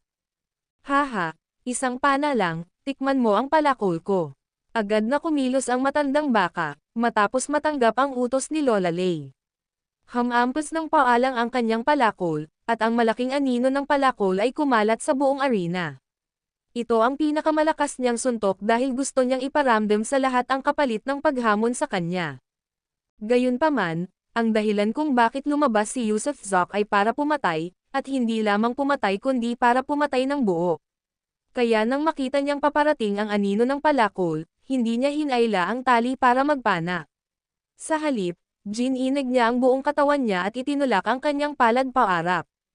Siyempre, ang palad na ito ay naglalaman ng kapangyarihan ng kabilang baybayin mula sa kanyang dantian, at nang lumitaw ang kapangyarihang ito ng kabilang baybayin, natural itong naglabas ng kataas-taasang kapangyarihan. Sa ilalim ng kapangyarihang ito, lahat ng puwersa ay parang mga tigreng papel lamang. Kasabay ng isang putok, tumama ang kanyang palad sa anino ng palakol, na hindi nakayanan ang kapangyarihan ng kabilang baybayin at agad na naglaho. Marahil ay masyadong malakas ang kapangyarihan ng kabilang baybayin, nang sandaling maglaho ang anino ng palakol, ang katawan ng matandang baka ay hindi mapigil ang tumilapon, nakaramdam ng isang napakalakas at hindi kilalang puwersa na pumipilit sa kanya. Sa sandaling iyon, pakiramdam niya ay nahulog siya sa isang kuwebo ng yelo, dahil habang lumilipad pa atras, natagpuan niya ang kanyang katawan na hindi makagalaw at hindi man lang makapagsalita. Kasabay ng isang whoosh, tumalon si Yusuf Zok, na parang bumaliktad ang sansinukob, direktang nakarating sa ulo ng lumilipad na matandang baka, hila ang pana at nagpapatama ng malalapit na nakamamatay na palaso ng may masamang ngiti. Lumaki ang mga balintataw ng matandang baka, at sa kanyang tingin, nakita niya ang pinalaking imahe ng palaso. Puff! Tumama ang divine arrow sa butas ng kanyang mata, lumabas mula sa likod ng kanyang ulo, at inipit siya ng tuluyan sa sahig ng arena. Bang! Sa sandaling naipit ang matandang baka sa sahig, sumabog ito, ang buong pagkatao niya ay naging isang lawan ng asensya na sumanib sa katawan ni Yusuf Zok sa pamamagitan ng banal na pana. Snap snap snap, ang mga buto sa buong katawan ni Yusuf Zok ay naglabas ng mga kaluskos, at sa sandaling iyon, umakyat siya sa susunod na kaharian. Ang video na ito ay edited by Herban Storytelling. Kabanata 1788 burahin sila sa isang pagsalakay. Sa plaza ng nayon ng shepherd, isang nakakakilabot na katahimikan ang bumalot. Ang elder ng shepherd ay bahagyang nakayuko, hindi nakaupo o nakatayo dahil siya rin ay nabigla sa sandaling ito. Kung tungkol naman sa iba pang mga hari ng demonyo, lahat sila ay natulala. Wala na silang oras para gumanti dahil napakabilis ng pangyayari. Ang sunod-sunod na galaw ng hari ng tigre at ang huling pagpatay ay natapos sa isang kisap mata, na nag-iwan sa pinakamataas na ranggong demonyong toro na napatay mismo sa kanilang harapan sa pamamagitan ng brutal na putok ng hari ng tigre. Samantala, ang buong katawan ng hari ng tigre ay naglabas ng sunod-sunod na tunog ng pagkaluskos ng buto, na naglabas ng aura ng primordial beginning na hinaluan ng aura ng heaven realm. Imposibleng sabihin kung siya ay nasa Heaven Realm o sa Grand Beginning Realm. Ho! Matapos tumigil sa pagkibot ang mga buto ng Hari ng Tigre, itinabi niya ang kanyang pana at tumayo, ang kanyang nagyayelong tingin ay lumalawak sa mga hari ng demonyo. Sa sandaling ito lang nagising ang grupo ng mga hari ng demonyo mula sa kanilang pagkatulala. Sus Mariosep, paano ito posible? Pinatay mo si Elder Bull. Sandaling walang nakakaalam ng sasabihin. Bagamat naghahari ang lakas sa mundo ng mga demonyo, lahat sila ay nasa ilalim ng pamumuno ng Shepherd Elder sa 72 muog. Ang pakikipaglaban ay isang bagay, ang pagtukoy sa tagumpay at pagkatalo ay iba, ngunit ang pagpatay ay higit pa sa inaasahan. Pero ngayon, itong hindi kilalang Tiger King, na nasa huling pwesto at tila hanggang ilang araw lang ang nakalipas, ay napatay si Elder Bull. Isang langit-ngit, ang narinig ng sa wakas ay pinilipot ng Shepherd Elder ang kanyang katawan para makatayo, at may masamang tingin, sinabi niya, hindi ikaw ang Big Cat, sino ka ba? Ano, hindi ba ang malaking pusa? Hindi pwede. Bilasan mo, palibutan mo siya. Swoosh swoosh swoosh swoosh swoosh, biglang tumalon ng sabay-sabay ang mga hari ng demonyo at mahigpit na pinalibutan ang entablado. Maging ang mahabang arm ang unggoy at ang mahabang ilong na halimaw ay tumalon ng mataas sa ere. Ang isa ay kumuha ng sibat, at ang isa naman ay humawak ng bakal na pamalo habang ang mahabang ilong na halimaw ay malamig na sumanghal. Hindi nakakapagtaka na may naramdaman akong kakaiba noong una ko siyang makita, malamang hindi siya ang hari ng tigre kundi ibang nakabalat kayo. Nagtataka si Yusuf Zop kung paano nalaman ng Shepherd Elder, dahil wala naman siyang tags, at imposibleng maramdaman ng iba ang kanyang parasitic light. Kaya paano nakilala ng Shepherd Elder na hindi siya ang Tiger King? Kumaibot ang bibig ng Shepherd Elder, at matalim niyang tinitigan si Yusuf Zop, ang tagumpay ng Hari ng Tigre ay dahil sa akin, kilalang kilala ko ang kanyang pagkatao. Wala siyang lakas ng loob na hamanin si Elder Bull, lalo na ang patayin siya. Isa pa, ang iyong tingin ay hindi pagmamayari ng Hari ng Tigre, at ang magulong aura na iyong inilabas ngayon ay hindi ang taglay ng Hari ng Tigre. Matinis na sumigaw ang Shepherd Elder, magsalita ka, sino ka, at bakit ka nagpapanggap na Hari ng Tigre? Haha, ang galing naman ng matandang mangkukulam na ito. Tumawa si Yusuf Zok, at biglang, isang kislap ng liwanag ang lumitaw sa noo ng Hari ng Tigre, na nagpapakita ng kanyang tunay na anyo. Kasabay ng isang malakas na kalabog, ang Hari ng Tigre ay bumagsak sa lupa, walang malay. Hindi siya namatay, hinimati lang siya. Tao siya, isang taong kumokontrol sa Hari ng Tigre. Naghahangad ng kamatayan, patayin. Nang makita ng mga hari ng demonyo ang tunay na anyo ni Yusuf Zok, ay galit na galit sila, at umatake nang hindi hinihintay ang utos ng Shepherd Elder. Hindi matiis ang mapaglaruan ng isang tao, kaya sa isang iglap, ang kalangitan ay napuno ng mga magic treasures at spell na nakatutok kay Yusuf Zok. Mamatay ka! Dumating si Yusuf Zok upang pumatay ng mga demonyo, dahil ang pagpatay sa mga demonyo ang nagpapalakas sa kanya, bukod pa riyan, ang mga demonyong ito ay nararapat mamatay. Kung maaabot nila ang banal na dinastiya, hindi matatapos ang gulo. Bagamat hindi siya mabuting tao at walang pagmamahal sa Divine Dynasty, ayaw niyang ang mga Demon King na ito ay magdala ng kaguluhan sa Divine Dynasty, na makakasama sa mga inosenteng babae o bata. Kaya naman, nararapat lamang na mamatay sila. Makasalanan na liwanag. Habang umuulan sa kanya ang mga mahiwagang kayamanan, si Yusuf Zok ay nakatayong hindi gumagalaw, ang ikatlong mata sa kanyang noo ay mabilis na bumukas, ang makasalanan na liwanag ay agad na tumama sa isang hari ng demonyo, habang hinailan niya ang kanyang pana at pinaputukan ang halimaw na may mahabang ilong gamit ang palaso ng kabilang baybayin. Sizzle, hindi nakayanan ng hari ng demonyo ang makasalanang liwanag, at sa mga sigaw at apoy na bumubuga mula sa kanyang 7 butas, nakita ng halimaw na mahaba ang ilong ang banal na palaso ni Yusuf Zok at sinubukang lumaban. Gayunpaman, nang bumangga ang Divine Arrow sa kanyang depensa, sumigaw sa takot ang long-nosed monster, hindi, anong klaseng kapangyarihan ito? Gamit ang isang, poof, ang banal na palaso, na puspos ng kapangyarihan ng kabilang baybayin, ay tumagos sa ulo ng mahabang ilong na halimaw, isang perpektong pagpatay. Tunay nga, kayang lipulin ng kapangyarihan ng kabilang baybayin ang kahit ano, at kahit ang sinuman sa Grand Beginning Realm ay hindi makakatakas, makakaiwas, o makakayanan ito. Samantala, hindi mabilang na mga mahiwagang kayamanan at spell ang tumama kay Yusuf Zok, ngunit nang maglabas ang kanyang katawan ng immortal na gininto ang liwanag, lahat ng mga ito ay tumalbog, na iniwan siyang ligtas. Dakilang liwanag, makasalanang liwanag, patayin-patayin. Hindi siya gumagalaw sa entablado, ang kanyang ikatlong mata ay patuloy na naglalabas ng makasalanang liwanag o dakilang liwanag, at ang palaso ng Diyos ng impyerno sa kanyang kamay ay patuloy na nagpapaputok. Sa sandaling ito, para siyang isang malademonyong Diyos mula sa impyerno, isang hindi masisirang golden body Buddha. Habang nanonood ang mga Demon King ng may pagkamangha at takot, isa-isa silang namatay, at ang kanyang aura at antas ng cultivation ay tumaas ng husto. Ang Shepherd Elder na nakaupo sa trono ay takot na takot, ang kanyang mga kamay ay nanginginig ng hindi mapigilan, hindi niya kailanman inakala na ang taong ito ay magiging ganito kalakas na kahit ang 72 hari ng demonyo na nagtutulungan ay hindi siya mapapatay.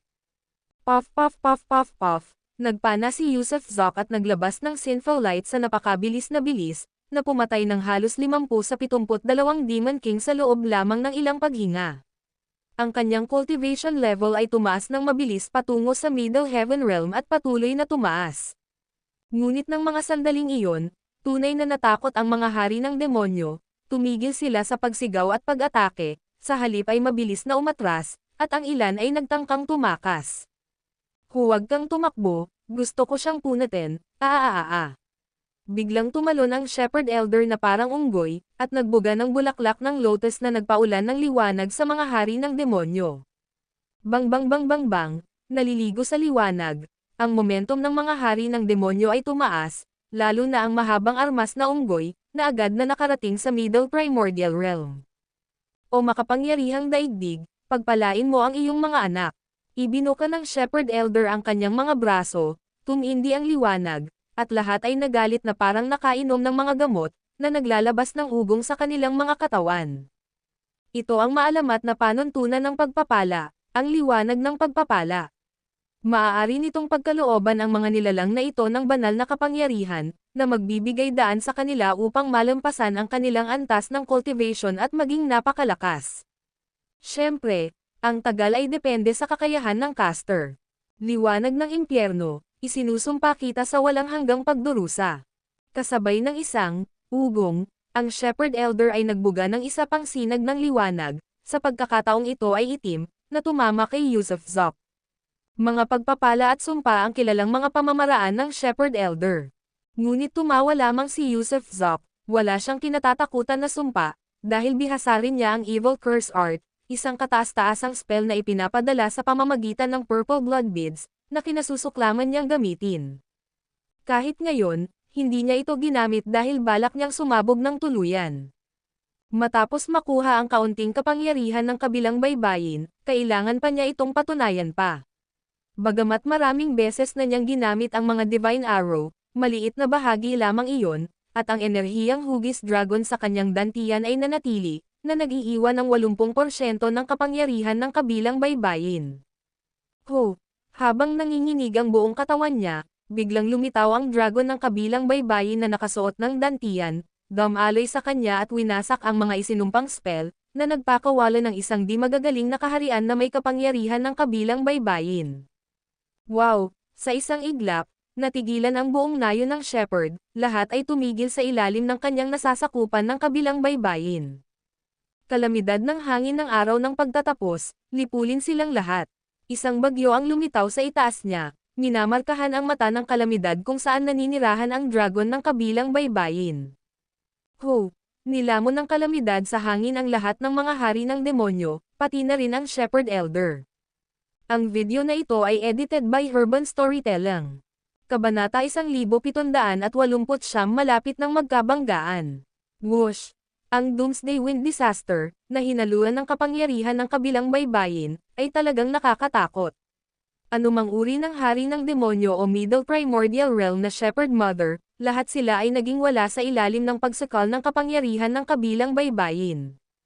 Sa isang galaw lang, nilipol ni Yusuf Zok ang lahat, wala siyang iniwang kahit isang bakas. Ito ang kakilakilabot ng kapangyarihan ng kabilang baybayin, maging si Yusuf Zok ay nakaramdam na ito ay lubhang hindi makatotohanan nang makita niya ang walang laman na liwasan. Dapat malaman ng isang tao, ang mga Demon King na ito, at mga figurang tulad ng Shepherd Mother, ay hindi mas mahina kaysa sa kanya. Pero, mataas man o mababa ang kanilang antas, papatayin silang lahat ng kapangyarihan ng kabilang baybayin. Ito ang kapangyarihan ng kawalan ng kayang magagapi. Huminga ng malalim si Yusuf Zok. Sa ganitong kapangyarihan, ano pa ang dapat niyang katakutin? Tiningnan niya ang loob ng kanyang dantian at natuklasan na ang dragon ng kabilang baybayin ay medyo kumupas na. Sa simula, ang kapangyarihang inilabas pagkatapos buksan ang 81 purple blood beads ay hindi gaanong kalaki. Para itong isang palanggana ng kapangyarihan ng kabilang baybayin, at isang katlo pa lamang nito ang nagamit niya, at marami pa ang natitira. Tunay nga, marami pa ring natitira dahil ang pagpatay sa mga Demon King na ito at mga karakter tulad ng Shepherd Mother ay hindi nakakonsumo ng gaanong lakas mula sa Other Shore, kaya malaki pa rin ang naipon niyang lakas. Pero, hindi ito maaaring gamitin ng walang limitasyon. Napatikip si Yusuf Zok sa kanyang mga labi. Kung ang kapangyarihan ng kabilang baybayin ay maaaring gamitin ng walang paghihigpit, hindi siya matatakot sa langit o sa lupa. Bukod pa rito, hindi niya alam kung kailan mag-a-activate ang susunod na blood bead, kaya kinailangan niya itong gamitin ng matipid. Habang nakatayo si Yusuf Zok sa plataporma, ninanamnam ang sensasyon, biglang may dalawang daloy ng escaping light na lumipad mula sa likuran. Lumingon si Yusuf Zok at nakitang sina Edric Wolf at Alejandro Newton pala iyon, may hawak na tig-iisang tao. Kahit na nakatali sila sa lambat ng Hari ng Tigre, naghanda na sila ng maaga bago pumunta sa nayon ng Shepherd, kaya maaari silang makawala anumang oras. Kaya, nang marinig nila ang kaguluhan sa labas, agad silang kumawala at nakahuli rin ng dalawang tao. Mga tao ba sila? Nagtatakang tiningnan ni Yusuf Zok ang dalawang taong hawak nila. Nakasuot lamang ng mahahabang shorts ang dalawang lalaki, at parehong mukhang malubha ang karamdaman, singnipos ng balat na nababalutan ng mga buto. Bumaon ang kanilang mga butas ng mata, malalaki at nakakatakot ang mga mata, at ang kanilang maitim na bilog ay parang mga marka ng panda. Panginoon, ang dalawang ito ay nasa likurang tahanan ng inang Shepherd, nakatanikala. Iniligtas namin sila habang nasa daan, sabi ni Edric Wolf, habang nakakuyom ang kanyang mga kamao.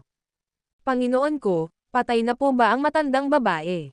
Tumingin ang isa sa mga lalaki sa paligid at nakitang walang laman ang plaza, tanging isang grupo ng maliliit na demonyo ang nakaluhod sa di kalayuan.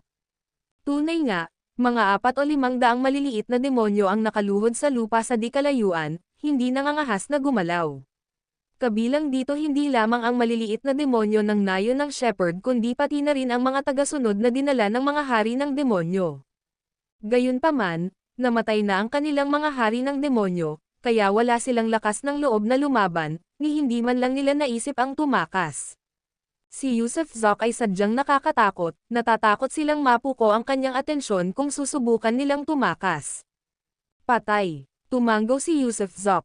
Hahaha, sa wakas ay patay na ang matandang babae, sa wakas ay patay na, salamat po, Panginoon, salamat po, Panginoon. Kasabay ng isang, puff, bump, ang ulo ng lalaki ay nabalot ng lungkot, at agad na nawalan ng malay. Tumingin si Yusuf Zok, nakanganga. Ang isa pang lalaki, na hindi pa patay, ay lumuha at malungkot na tumawa, napakaraming taon, hindi tayo tao o multo, pinahihirapan ng matandang babae, nabubuhay na mas malala pa sa kamatayan, salamat po, Panginoon ko, sa pagpatay sa kanya para sa amin. Pagkatapos, nabawasan din ang gas mula sa kanyang ulo, at sa sumunod na segundo ay nawalan siya ng malay. Anong nangyayari? Kumunat ang noo ni Yusuf Zok. Bumantong hininga si Edric Wolf, ginamit sila ng inang Shepherd bilang mga kaldero, nagsasaka araw at gabi. Matagal nang nahukay ang kanilang asensya, kaya ang buhay ay mas masahol pa sa kamatayan, wala silang kagustuhang mabuhay pa. Phew, pagkarinig sa mga salita ni Edric Wolf, napabuntong hininga si Yusuf Zok. Napakaraming kasamaan ang nagawa ng inang Shepherd, nararapat lamang napatayin. Linisin ang larangan ng digmaan, patayin silang lahat, at maghanda ng umalis, ng mabilis. Natapos magsalita si Yusuf Zok at mabilis na nagtungo sa labasan, habang sina Edric Wolf at Alejandro Newton ay agad na kumilos sa ibabaw ng grupo ng maliliit na demonyo, na nagsimula ng isang panig na pagpatay. Plano ni Yusuf Zok na walang iwanang nakaligtas, dahil lahat sila ay karapat-dapat mamatay. Pagkatapos ng 2 oras, sina Edric Wolf, Alejandro Newton, at ang nagising na Tiger King ay nagtagpo kay Yusuf Zok, lahat ay may mga bahid ng dugo, halatang nasisiyahan sa pagpatay ngunit pagod din, at bawat isa ay may dalang mga samsam sa digmaan tulad ng mga talam, sibat, pamalo, singsing, mga mahiwagang artifact, at iba pa. Itago mo sila, walang interes si Yusuf Zok sa mga walang kwentang magic treasures na iyon, ginantimpalaan silang lahat sa 3, at pagkatapos ay mabilis na lumabas ang 4 sa Shepherd Village, lumipad patungo sa God Fountain Mountain ayon sa nakasaad sa mapa. Kung walang paglipad, ang paglalakbay ay maaaring tumagal ng ilang buwan o kahit na mga taon, ngunit ngayon, sa pamamagitan ng paglipad, pagkatapos ng 2 oras, nakita nila ang matayog na bundok na nababalutan ng nyebe. Ang bundok na may manyeb ay tumatagos sa mga ulap, marilag at engrandi, at kahit mula sa malayo, ang aurora na sumasalamin sa tuktok ay lalong nakasisilaw, lalong maganda. Muling sinulyapan ni Yusuf Zok ang talaan ng mapa sa Jade Simple, kung saan ang ruta ay patungo sa Volcano Lake sa tuktok ng bundok na may nyebe, na matatagpuan sa likod ng God Spring Temple sa God Fountain Mountain. Para makarating sa Volcano Lake, mainam na umikot o gumalaw sa gabi para maiwasan ang pag-alerto sa God Spring Temple. Sa loob ng God Spring Temple, binantayan ito ng mga super eksperto.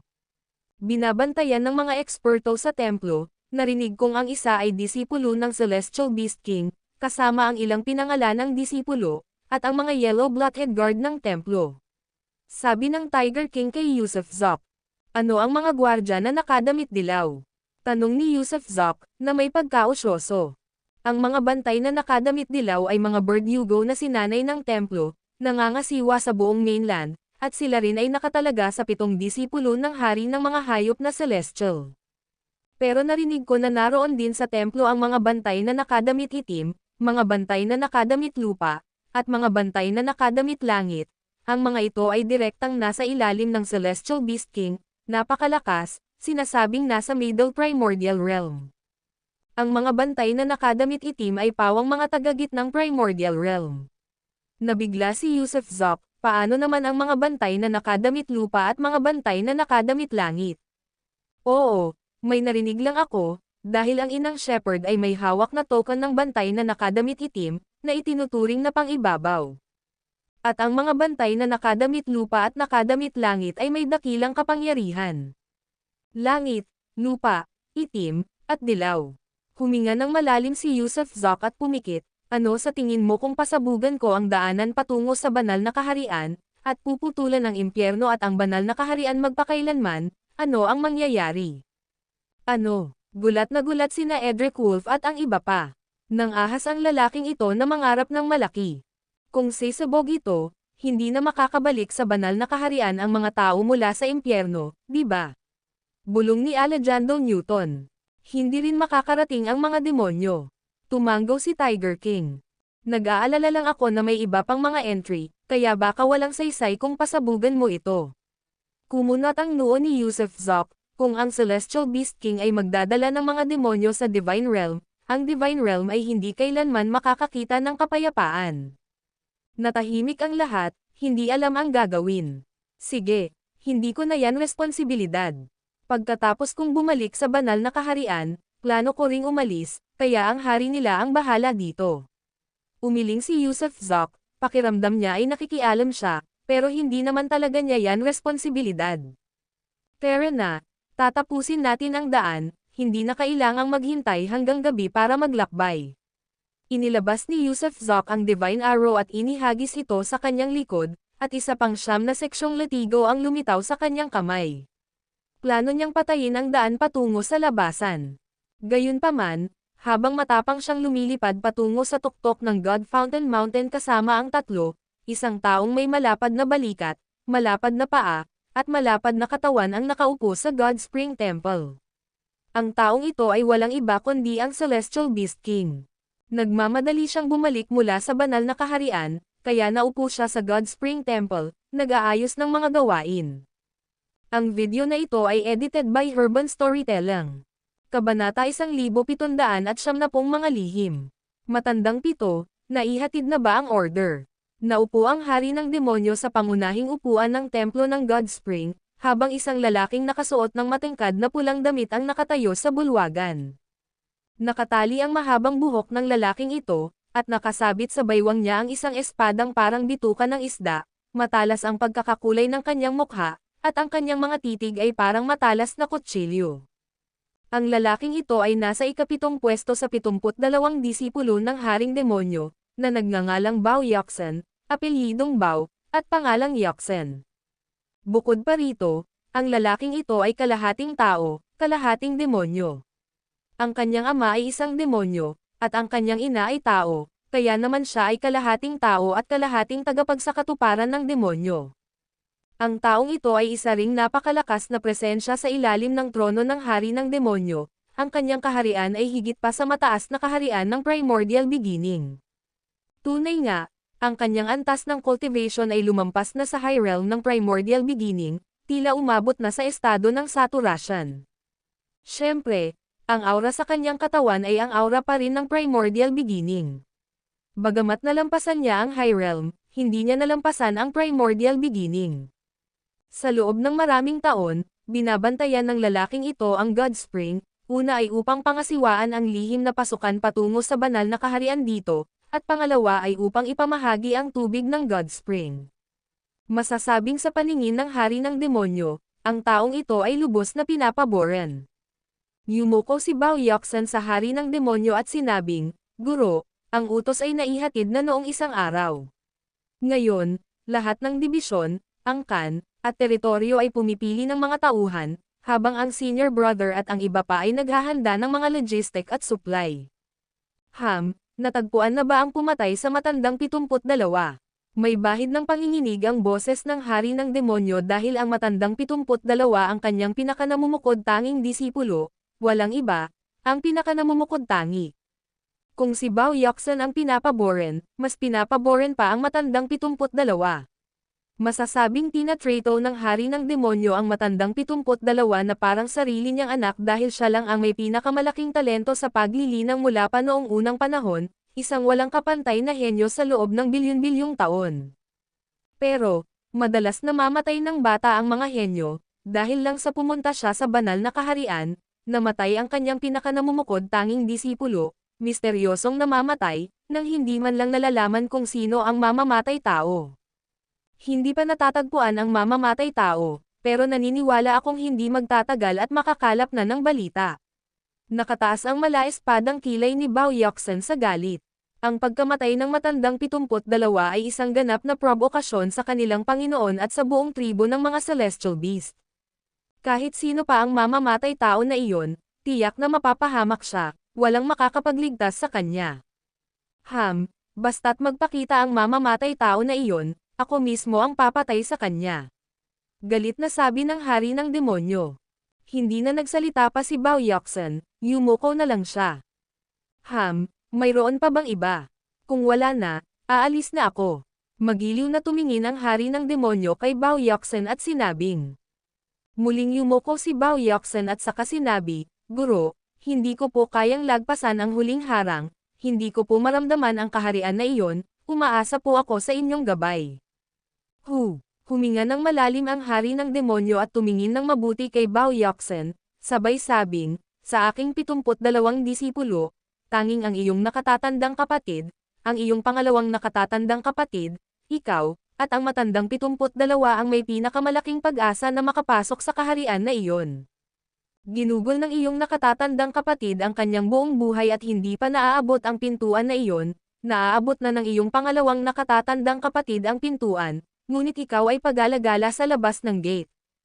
Hindi kita matutulungan sa kaharian na iyan, kailangan mong makamit ito ng mag-isa, at ang kaharian na iyan ay hindi kung saan maaaring gumana ang mga elixir, mahiwagang kayamanan, at mga kababalaghan. Kung gusto mong makalusot, kailangan mong makakita, kung hindi ka makakita, hindi ka makakalusot. Nang sabihin ito ng hari ng demonyo, bigla niyang ipinikit ang kanyang mga mata at bumantong hininga ng malalim, masyado ka ng matagal na nagbabantay dito, ang iyong isipan ay nasa bingit ng pagkawasak, kaya, ay papapunta ko ang iyong pangalawang nakatatandang kapatid upang magbantay dito, habang ikaw ay lumalabas at dumaranas ng mundo, tingnan mo kung ano ang maaari mong mahanap na maaaring makatulong sa iyo. Oo, susundin ko ang mga utos ng Panginoon, pero, pagpapatuloy ni Bao Yaxen, Panginoon, nasa larangan ka ba niyan? Ako, natigilan ang hari ng demonyo, pagkatapos ay tumawa ng malakas, nalampasan ko na ang kaharian na iyon. Nagulat si Bao Yaxen, pagkatapos ay huminga rin ng malalim. Kung gayon, maaari ko bang itanong, marami ba sa kaharian na iyon? Mayroon ba sa banal na kaharian? Patuloy na tanong ni Bao Yaxen. Bukod sa hari ng mga makalangit na nilalang, may 3 sa banal na kaharian na nakarating sa kaharian na iyon. Sa ilalim ng hari ng mga makalangit na demonyo, mayroon ding 3 na nakarating sa kaharian na iyon, ngunit ang hari ng mga makalangit na demonyo ay nakulong ng napakatagal kaya't ang 3 iyon ay matagal nang tumigil sa pakikinig sa kanyang mga utos, at naging sarili nilang linya. Ang hari ng mga makalangit na demonyo, na nakulong ng maraming taon, ay dumanas ng malaking pagkawala ng antas ng cultivation ng makalaya, dapat sana ay nasa parehong kaharian ko, ngunit ngayon ay nahulog sa kaharian na sinusubukan niyang malampasan. Kung gayon, wala ba niya ng ating tribo ng mga celestial beast sa kaharian na iyon? Gulat na tanong ni Bao Yaxen. Umiling ang hari ng demonyo, may 3 rin. Napabuka ng malaki si Bao Yaxen, bakit hindi ko alam? Wala ang 3 iyon sa walang hanggang impyerno, ni sa banal na kaharian, hindi ko alam kung nasaan sila. Hindi ba sila nakikinig sa Panginoon? Naguguluhang tanong ni Bao Yaxen. Tumango ang hari ng demonyo, pagkatapos marating ang kaharian na iyon, sila ay lampas na sa langit at lupa, malaya mula sa 5 elemento, wala sa loob ng yin at yang, gumagalaw na parang hangin at ulan, ang kanilang banal na kamalayan ay umaabot sa lahat ng dako, ang 3 iyon ay wala sa ilalim ng aking pamumuno. Kahit na mas makapangyarihan ako kaysa sa kanila, napakahirap silang patayin. Kaya naman sa paglipas ng mga taon, lagi akong umaasa na isa sa inyo ang maaaring makapasok sa mundong iyon, para tulungan ako. Sino nga ba talaga ang 3 iyon? Naguguluhan na tanong ni Bao Yaxen. Si Warwick Lopez, ang sagradong dragon na may 9 na ulo, si Tyson Austin, ang parating lantian ng mga panahon, ang sorbong na may 9 na buntot na may asul na mata. Si Warwick Lopez, isang mutant ng Lopez clan, ay ipinanganak na may 9 na ulo. Si Tyson Austin ay kombinasyon ng innate essence at ng Black Tortoise, ang blue-eyed nine-tailed fox ay may 6 na mata at 9 na heavenly tail. Ang 3 ito, sila ay mga mutant ng ating demon clan, na nagtataglay ng walang kapantay na makapangyarihang likas na divine skills. Nang marating nila ang kaharian na iyon, kapantay na sila ng langit, kaya kahit na ako ang hari ng mga celestial beast, hindi nila sinusunod ang aking mga utos. Hindi sila natatakot sa 5 elemento o sa yin at yang, na nalampasan ng heavenly Tao, at tumalon palabas ng lahat ng bagay upang maabot ang tunay na kalayaan, kaya hindi ko rin alam kung nasaan ang 3 ito. At ang 3 sa banal na kaharian. Sino sila, at paano naman ang mga nasa Magic World? Tanong pa ni Bao Yaxen. Hindi ko pa sila nakikita, pero siguradong alam na ng hari ng mga makalangit na nilalang. Ang 3 iyon ay lubos na tapat sa kanya, kahit na narating na nila ang kaharian na iyon, nananatili silang tapat na mga tagasunod ng hari ng mga makalangit na nilalang, kahit na kung nasaan sila, hindi ko alam. Sila ang pinakamalakas na trump card ng hari ng mga makalangit na nilalang. Kung tungkol naman sa 3 makalangit na demonyo ng hari ng mga makalangit na demonyo, wala sila sa banal na kaharian kundi sa mortal na kaharian, kilala sa kanilang mga malademonyong kilos, na walang makakaunawa, marahil ay nakatago sa mundo, o sa mga kagubatan sa bundok. Paano naman ang mga panlabas na mundo?